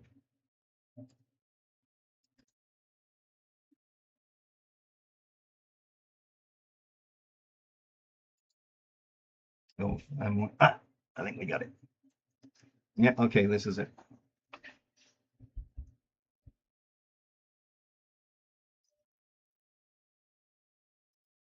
Yeah, he saved her from the boxes falling. And he's gushing, what the hell is even happening? And that guy sneaking around, and she's telling him to keep quiet. I'm touching places. But what was that all about, the problem? And what's up with her expression? Why are you so strong? I kissed them. I kissed those lips.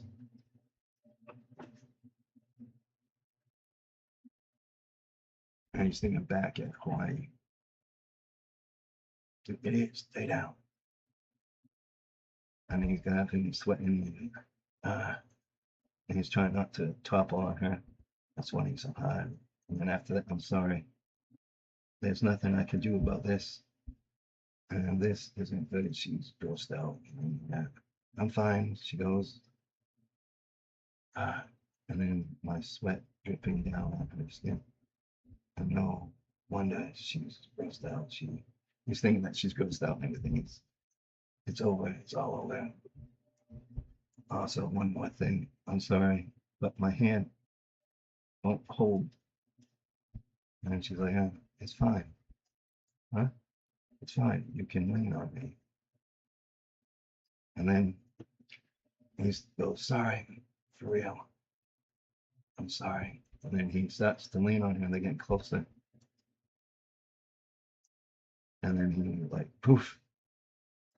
He's not really, a muscle bound guy, so he don't have really good muscle endurance, I guess. So he falls on her, and then he's having all these thoughts going through his head, wondering if it's a dream or whatever.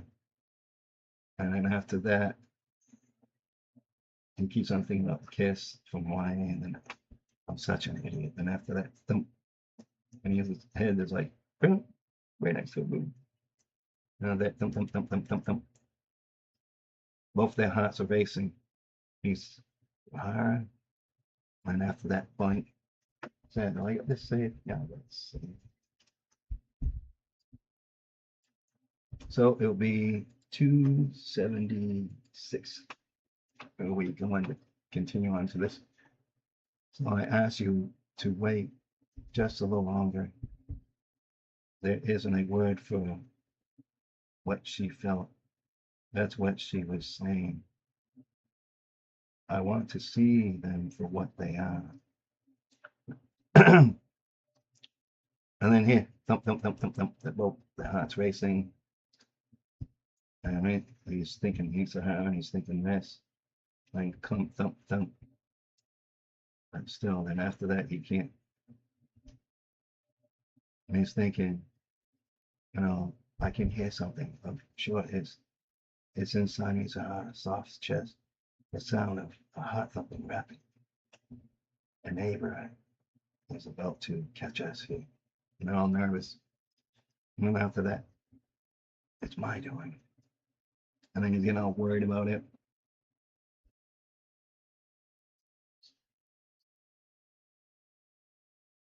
And he said, I'm there, slowly but surely, but I reached Sarah's heart. And thump, thump, thump, thump, heart beating fast. And then he's thinking, will you let me kiss you again on those lips? Will you let me touch you? I want you to accept me. And then he's thinking dirty thoughts again. And then as we can see here, the neighbor is snooping around. And then she's going, oh, no, we're clear finally. Thank goodness. I worked my foot free. Hey, are you okay, huh? And he's like, so like almost nauseated, passed out. And he can't believe they were so close to her like that. It seems to be fine. And then after that, she went to take off her shirt here. And then sweating. I think that's a nosebleed. Oh, I guess this can't be it.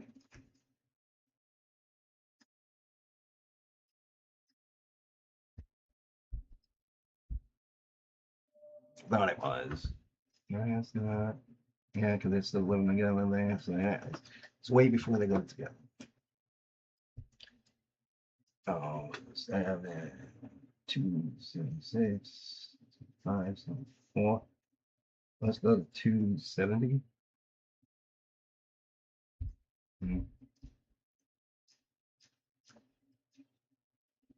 Still living together.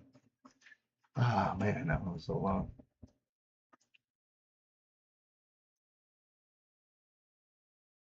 Go to 2, no, not 275. We're at 270 already. 265.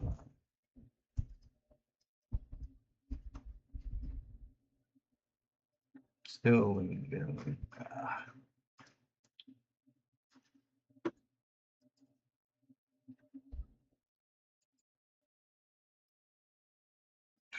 Excuse me.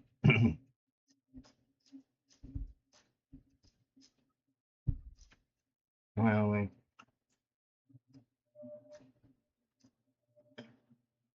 still living together. 216.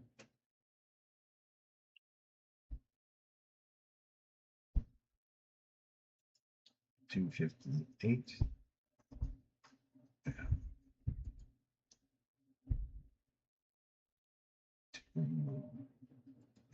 5. It's going up.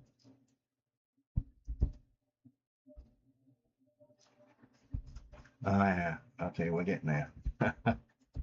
55.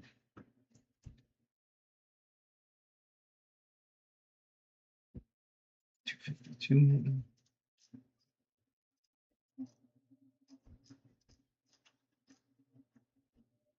Oh, yeah, here's the part where she's being talked into letting him stay with her.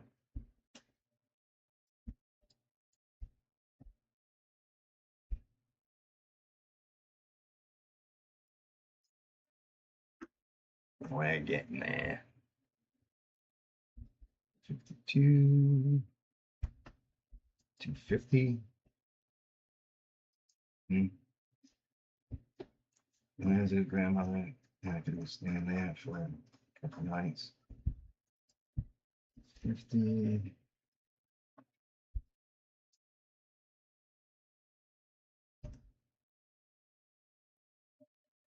249 maybe.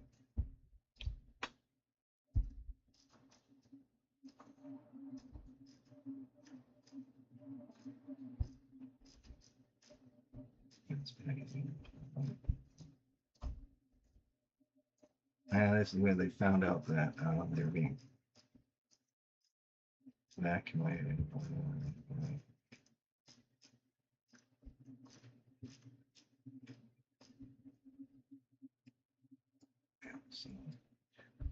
249.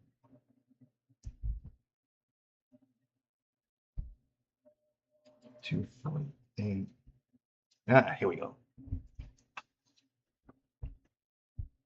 Yeah, and then they're like, huh? What? She's grabbing him. Oh, wait, what is happening? Wait. As I lost my balance and fell on top, I thought she shoved me away. She stopped me of her own accord. Why? What for? She's so small. She so much so. Even if I drew closer, what could she do about it? She accepted me. She's accepted me. You're just thinking of that. You're just thinking about what happened and right here. You got a leaf stuck in up here. He goes, huh? And then he goes like, stuck. Thanks. And then he rolls off on top of her. since I was moving rocks. I remember, yeah, then he runs down. There's still some stuff left. I just thought I'll take care of that and get back. And then he runs off. And he's like, I'm about to explode. And he got some nudge going on. So here he's going off to another room and she's laying there and she's scuffing her feet and she holds her hand up and she's looking. No leaf. Like I said, there was no leaf there. None. She didn't have a leaf. She was using it as an excuse. And she's looking at it. Wasn't that pretty lame for an excuse? Yeah. She wanted that excuse to get closer to him. She's probably hoping he would lean in and kiss her. By the looks of it. So there you go. I mean, quite confusing, don't you think?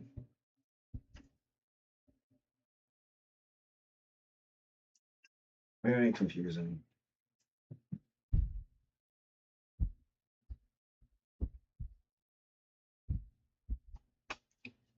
So I just want to put that out there and see what you guys think about everything. Analyze it, think about it. What is the artist going to do next? What is he going to have Chizuru do? Just use him and then say, get away from me?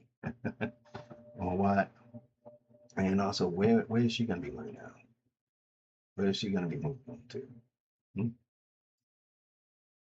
Or is he going to have it be another twist? And the funny, where she actually gets an apartment with Kazuka's staying and they live next door to each other again. Hmm? And then she just comes out of the blue as he's come out his door to go to classes, and she comes out of the blue and she goes, "Oh, hi." Just to surprise him, something like that. Can never tell really what he's going to do. But yeah, that would be a neat twist and a surprise. Or they're neighbors again. Because it would be kind of lame to have them be separated, be so far apart, and where he has to travel just to go see her and her the same thing all the time. And she got rid of her grandparents' home. So, not sure what he's planning to do. But, like I said, I'll be very pissed off if I see that he's going to have her be with someone else and Kazuya with someone else. And they are the two main characters. So I don't think it'd be right if he did that. And I think it's going to piss off a lot of the fans too. So we'll see. Guess we're going to have to see and wait, aren't we? I mean, I wish this was all coming down on the cartoon right now. And, all these episodes, all these chapters that he already got going right now, and even right to the very last one that we just saw be on the cartoon. I like to see it in motion better than reading it on just black and white digital paper. Well, anyways, I just wanted to put that out there that I'm into watching these animes and also reading the comics and stuff. They're like, there's only certain ones that I can find that's for comics that I can read for free, on some sites and stuff. And there's the rest, there's the other ones you can't even find them anyplace to read. You have to go buy them or whatever. So, and also cartoons, there's only so many of them. There's a couple that only have like 2 seasons or just 3, whatever, and then that's it. They stop. Like Hungary. I don't know if you guys ever saw this one. Hungary. That's it right there. I don't have many friends. This one. This one was a good cartoon. I liked it. I thought it was cool. And this one for the cartoon on it, I haven't seen the comics or anything. I'm not sure if the comics are extended from it, after it, what, but it was a good cartoon, and they only had like, let's see, Crunchyroll.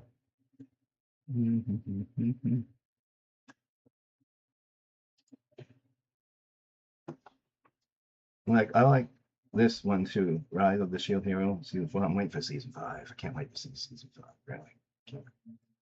I love this cartoon too. So now,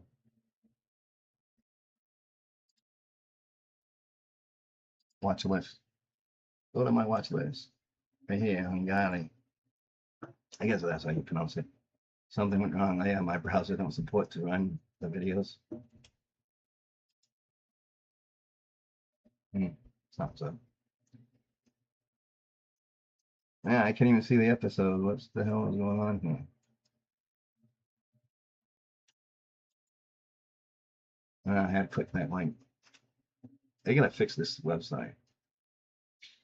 So here on Hungary, don't have many friends. They have a lot to it. It's a nice cartoon.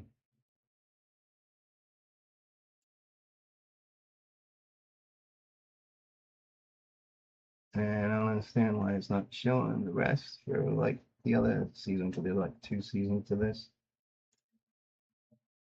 The details. Oh yeah, Hungary next. Yeah, see, 2 seasons. Hungary and Hungary next. 2 seasons. That's it. It was a good cartoon. It was great. You found out who his long lost friend was from a childhood. It was a UCR, was it Rosara? Yo Rosara, her. And also him and Cena was also childhood friends too. And they were betrothed by their parents. And they didn't know about it until later on when her dad sat her down and told her so. He thought they were dating when they weren't. So it's too bad they didn't continue on with this cartoon. This was good. I'm not sure if the comics are still going or what, but this was good. I was liking it, and I was hoping he would actually get together with either Yozora or Cena, and Cena also confessed that she likes him and don't want to, she wants to be engaged to him still and get married, and she wishes that she didn't cancel it. So yeah, that was a good one. So maybe I'll talk about that sometime soon later. I'm gonna see if I can find the comics online, see if there's any comics like what I've been showing you for this website that I've been reading the comics off of for free for about Rent-A-Girlfriend, to see if maybe if they got a site for this one too, and see if the comics are still going compared to the cartoons, because sometimes they do that. They only have a cartoon go on for so long. If they don't get so many views or whatever or anything, they stop the cartoon. And at the cliffhanger of Hungani, Rosaret took off before he could even say anything to Cena about, about the engagement, about her feelings or anything, about how he feels about her. So it left off there. So it seems like the cartoon was going to go on for Hungani. It really did. Seemed like they were going to continue on from that cliffhanger, but nope, stopped right there. So I was pretty upset about it. I wanted to see more of this. I really did. Let's take a look.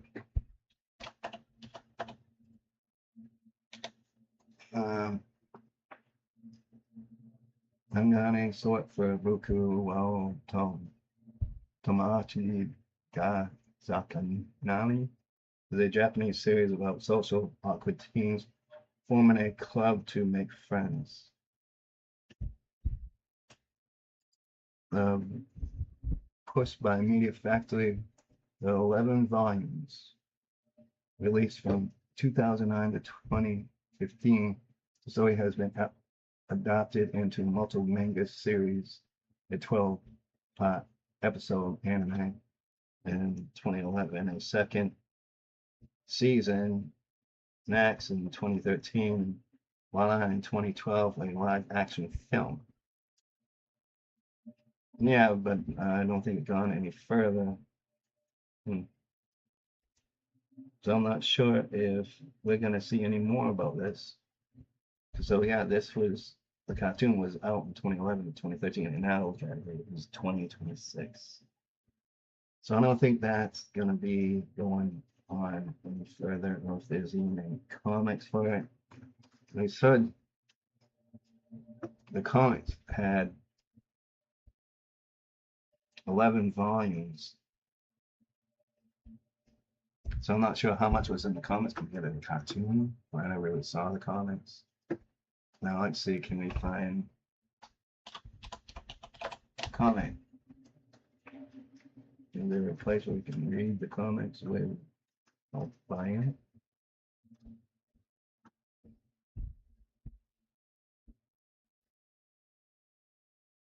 it? Anime Planet? Uh,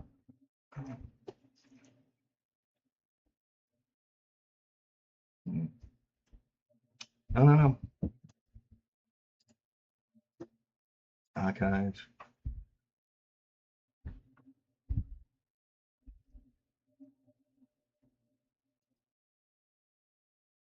Hmm. See, I'm gonna list the numbers here. I guess this is how many comic books they put out. And they said 11 volumes. Because I wanted to see what happens after. You know, see if the guy in Angari gets with Cena or what. You know, because I was into watching that and I liked it. Hmm.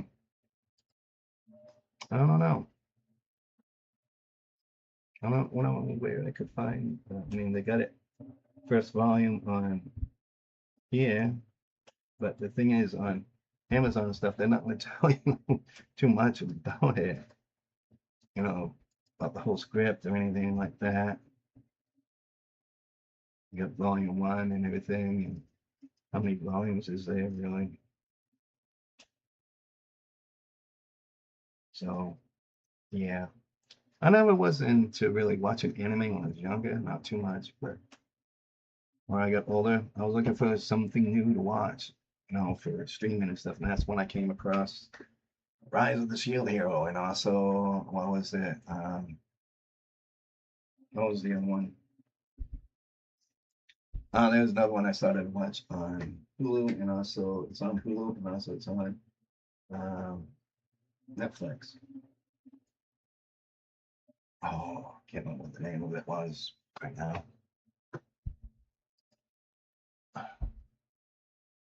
But anyways, I started watching that, and it was like, oh yeah, oh, I just had it in my head. And a half. Rama and a half. There we go. Rama and a half. That was a cute cartoon. In fact, that was a cartoon on TV years ago that I don't know. And it's funny. It's cute because with Rama, he if he's hit with cold water, he turns into a girl. His body transforms into a girl. And then if he's has warm water, he turns into a boy. And it's all because he fell in this spring that was cursed or whatever. So he fell in one that was from girl dying or whatever, teenage girl dying, and his body transforms into a cute little teenage girl, and it's funny as hell. And he knows martial arts. He's a good martial artist, just like Bruce Lee, and he's very good at it. And he's in his school. It's anything goes martial arts. So in other words, they learn any type of martial arts and use it to their own advantage and incorporate it into their style of martial art. So that was a cute cartoon, so I like that. That was very cute. Um, Funny, you know. But then that one ended, and that one had a lot more season stuff to it on Hulu than it did on Netflix, and it was funny, it was cute. In fact, the one on Netflix is supposed to be the new version type of Ren-A-girlffriend compared to the old version. It's more cleaned up and stuff, and it gets more detailed into it, stuff, the scenes. Um, so it's good. It is. It is good. It's funny. So if you guys want to check out that, check that out. But yeah, so I got into watching um, Rise of the Shield Hero first. I liked it. I love the story of that. That is good. And when I'm also into MMO games or something, kind of reminds me of game, certain games and stuff, and medieval times and stuff. Um, so I liked it. And then after that, from there, I went to Rama. When I saw Rama, I go, oh, that looks like it might be kind of cute. So I checked it out. It was. It was great. It was funny as hell. Uh, and then after that one, I went on to find out about other anime cartoons on other networks like Crunchyroll. I found out about Crunchyroll, how Rise of the Shield Hero was on Crunchyroll, and they're going to get new episodes before any place else and on Crunchyroll for that one. So that's why I joined up with Crunchyroll. Crunchyroll, and I've been paying for their services since then. And then that's when I found out about Rent-A-Girlfriend. And Rent-A-Girlfriend, huh? Okay, it seemed like all right. So I went for that one, and also I went for Hungary, and there's a bunch of other ones I went through. Like, yeah, I'll show you. Here we go. I'm getting gas again. Oops. Here, like, look here. Absolute Duo. That one's cute too. I kind of also like to go for the romance, also the adventure and sci-fi and stuff like that. As long as it gets a little bit of cartoon nudity, and I don't say it has to have complete nudity or even full detail nudity, just a little bit just to get your attention, for a guy's point of view, anyways, the attention span for sexuality in a cartoon. Because back in the old cartoons I saw when I was a kid, never had that, never saw that. So I'm kind of intrigued. I'm not actually trying to be a pervert or anything, just I'm intrigued by it. It draws some attention to it, and he's just kind of captivated to the cartoon as well, and also for the story and everything. So I go for both story and a little naughty, and then funny, and action and adventure. Sure, Rent-A-Girlffriend don't have any martial arts because I'm into martial arts and stuff. I used to study it, so but still, that is different, and I like it. I like the storyline. Sorry, my episode is taking too long, but I'm not one for really talking too fast and stuff, especially for my condition where type 2 diabetes comes sometimes it dried out. Well, also I got asthma. Go figure, I got a lot of things wrong.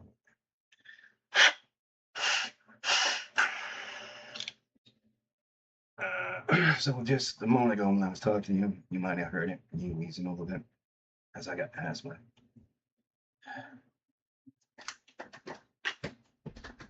So yeah, so I'm into watching the cartoons, that cartoon and stuff. My favorites is Rent-A-Girlffriend, Angani, though they don't get any more episodes for that, which I wish they did come back and do some more. But I want to see the finish for that. You can't. I hate it when things leave a cliffhanger and leave it open, and you don't see the ending or what's going to happen next. I don't like that. Even about TV shows, I hate it when they do that. Like the network pulls a fake show that you like and pulling it off because, it ain't too many views. If you don't have so many thousand views, a million views, they don't want to deal with it. They want to go like exit. I don't like that. I don't like it when they do that. That's just a waste of money, waste of time. And also waste of the fans' time too watching the show. It really is. The reason why if I ever did a comment, I'm not gonna friggin' stop doing it. I'm not gonna stop creating it. I'm not gonna leave people hanging. If so, if I was with a network or whatever, I was doing a comic book or even cartoon, and they wanted to cancel it, I'll say, well, at least give me some time so I can tell the viewers and also make a conclusion for the viewers about the show to have it wrap up in a good ending. And they'll probably ask me, oh, how many chapters do you want to do, or how many episodes you want to do just to do that? And I'll probably say, well, let's finish off the year for the season. And I'll have it done then. The whole thing will be done. And so they'll have to come to agreement. There you go. So I will not leave the fans hanging for anything. Period. And if not, I'll go to the next network and finish it off there. Without their say so. That is my creation. Yeah, I gotta get some more water.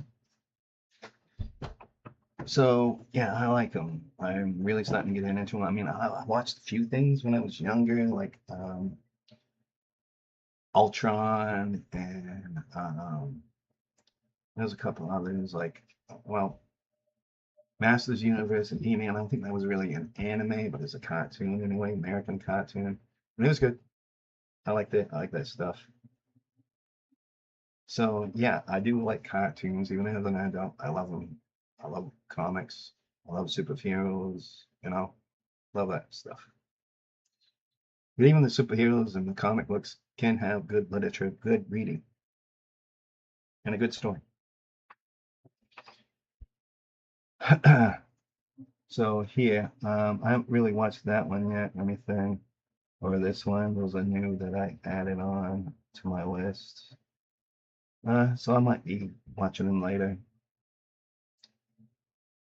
Let's see. I haven't watched that one yet. Anyway.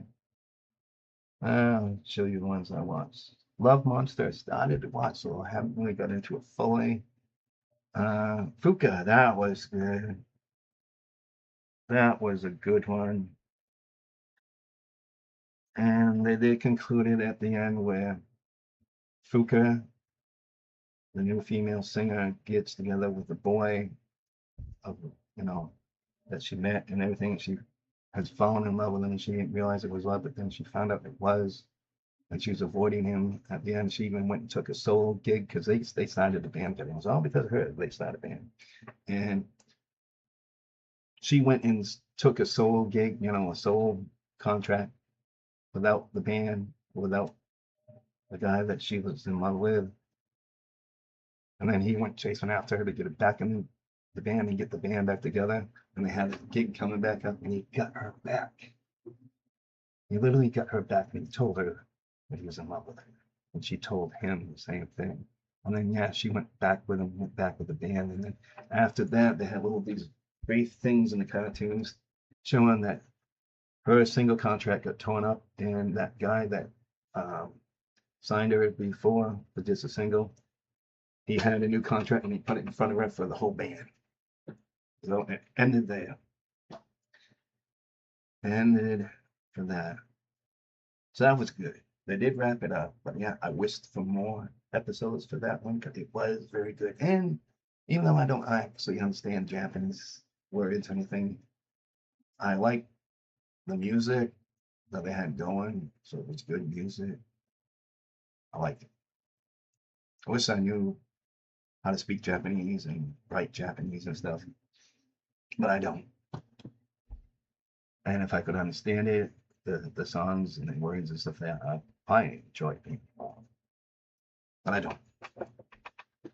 And then this one, Area the Scarlet Ammo. I've been still watching that a little bit. Yeah, that one's a good one. That's kind of cute. And Ladies versus Butlers. I watched a little bit of it. It seems like an older cartoon that's been on TV before. It's good. I haven't watched it all the way through. There's a couple of seasons there. And then Hanaguchi. I haven't really watched that one yet. Ren, haven't watched that one yet. Or Eden of the East.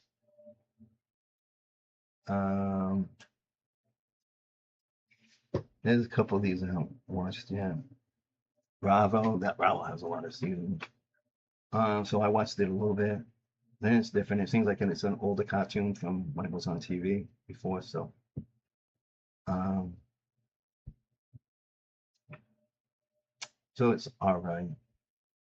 And Valkyrie Drive, I haven't watched that one yet. Or Harem in the Labyrinth of Another World, I haven't watched that yet.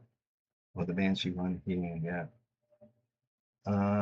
This one I watched a little bit. God's Blessing on the Wonderful World. This one, Date Alive. That one's sci-fi and has battles and stuff and martial arts. And goddesses.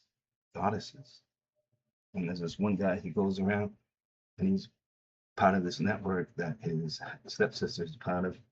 And he goes around convincing these goddesses that's coming down to earth and causing havoc, to get them to stop so that they ain't going to destroy the world and stuff, and just to date him.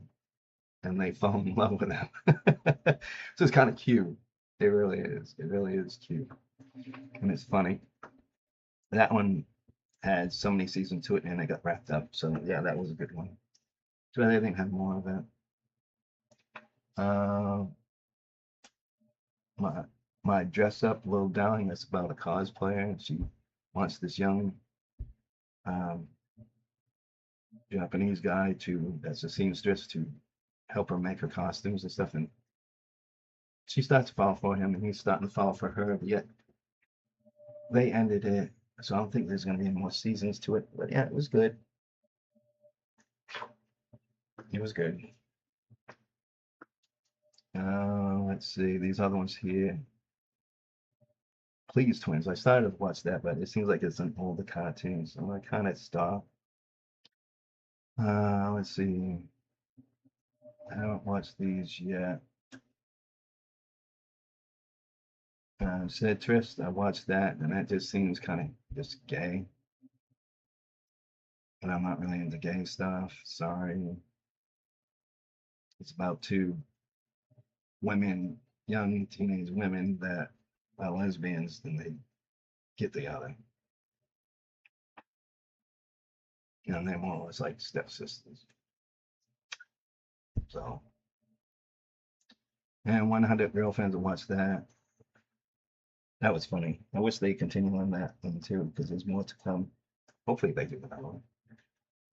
So 100 Girlfriends was good.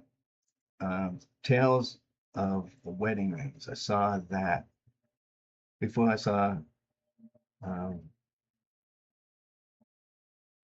before I started watching Rent-A-Girlfriend. I saw this and I watched that instead, because this is about medieval things and dragons and stuff, monsters or shadow beasts and whatnot, and magic. So when I found out there was magic in it, stuff like that, I went, oh, okay, cool. But this is sort of like medieval thing, and it's about the rings. Every time he has to meet these other princesses, and each princess has a ring, and each time he gets a ring, it gives him more power. Each ring has a certain power, like this. Um, the power ring, which is the first one he gets from his first, which is the love of his life, which came to Earth and lived next door to him for years while they were kids, right up until they're teenagers. And then she said that she had to go, that she was leaving. And then he followed her. He went back to the place where he met her and remembered where he met her. And she was there. And she goes, I'm going to meet my husband. And he's, what? No. And he was in love with her. So he followed her and went through the portal and went to her world. And then right there, she kissed him and gave him the ring. And he got the power and he defeated the beast. And then it went on from there. And that was a good one. But yet they came to a cliffhanger on that one too. They should go and come and finish it. It's a good story, good cartoon, and I liked it. I liked it a lot. At least this cartoon didn't go and screw with my feelings like Rent-A-Girlfriend does. Rent-A-Girlfriend has my feelings going up and down, up and down, up and down. Just like the poor character Kazuya. His feelings like going round, round, round, and whirlwind, and you don't know what to do. So if that poor character Kazuya was real, I bet you he would be so fucked up. Oh, excuse me for swearing. I mean, so messed up right now. I mean, literally be messed up. I would. just me watching the cartoon and also reading the comic is messing me up. So yeah, Tales of the Wedding Rings, that's good. So I wish they would come back and finish it off because they did leave it off on a cliffhanger for it to be continued. Let's see, Girlfriend, that was a good one. It's kind of funny. Mm, let's see. Oh yeah, watch this one. Don't toy with me, Miss Nakataro. I know it's funny. Um, that girl right there, she likes him and she keeps on teasing him and shit. And also beating the hell out of him. So it's funny. And these other ones I haven't watched yet. Uh, Gallify, Gallopina, whatever. I'm not sure how to pronounce it, but watch that a little bit. That one's all right. Not much Fairy Tale yet. One of those other ones. I watched Doctor Stone. After I got done watching Rama and a Half, I saw that on Netflix and I watched it to how many seasons they had of that, which were just two. Then I came on to Hulu. Hulu had it there for a couple more seasons. This one he has it for more. So yeah, Doctor Stone, actually pretty good. And here, Shield Hero, season 4. I'm waiting for the season 5 to come out. I want to see what happens. Uh, let's see. Any of these other ones? Hmm.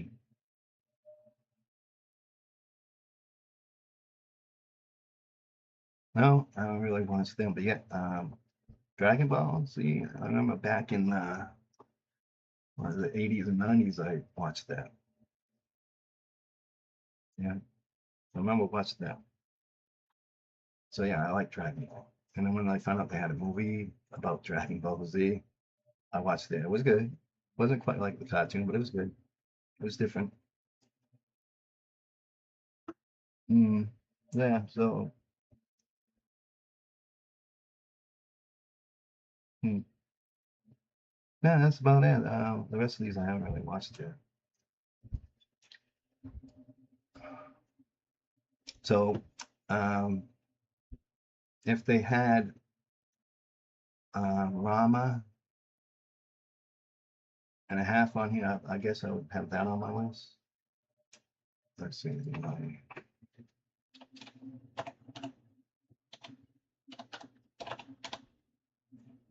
All right, here, Rama. I actually spell that way, so I don't need the I.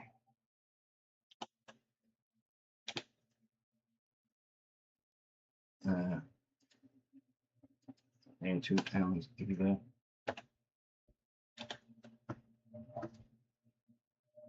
Rama and a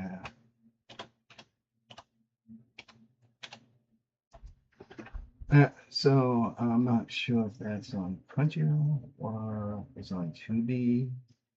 It's on other place. Viz.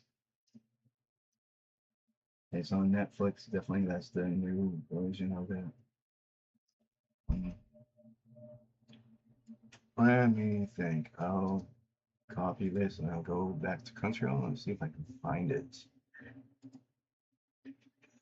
See what's on the listings. Hmm. Don't come up. Hmm. Not coming up with anything.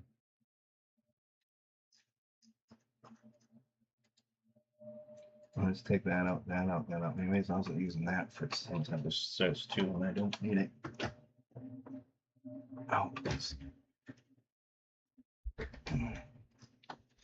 so yeah.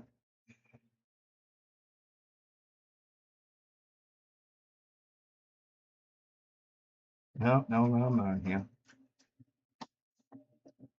How come Crunchyroll don't have Rama and a half?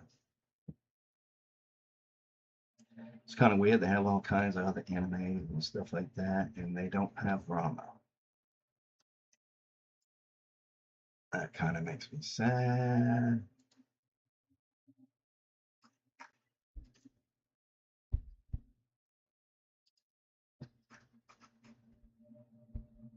So, that's it.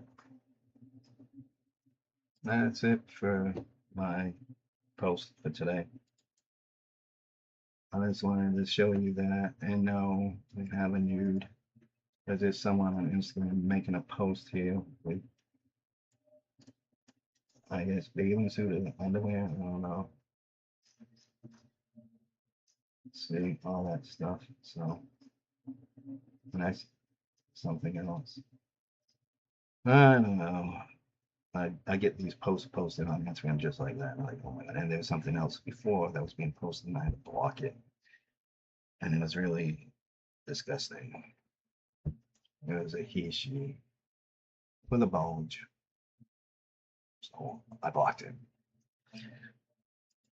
So, anyways, uh, we've been running this for quite a while now. Let's see, is it? We've been running this for quite a while now. Yeah, all right. Audio is good, so that's good. Just not sure how long we've been running. So I guess it's not keeping time no more about how long you've been running on these things. Oh, wow, that long. Okay.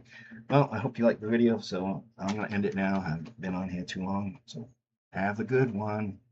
I'll come back with a shorter video next time. I'm sorry. I'll come back with a shorter one next time. But I just want to get everything out there about Rent-A-Girlfriend and stuff, and how I like the cartoon and stuff, and it's making my emotions go up and down. And like I said, there's some parts of it I'm just starting to dislike it to a point, because, like I said, of this, and she just wants to use Kazuya just a little bit longer because of his kindness. So what is she just wants to use him and say, hey, kick the curb, all right? I don't think I'll be right, and I don't think I'll be right to the fans either. So I'll see you later, and if you want to post whatever here in the topics, go for it. Give your suggestion, your answers, what you think. So I'm gonna end this now, and I got things to do, so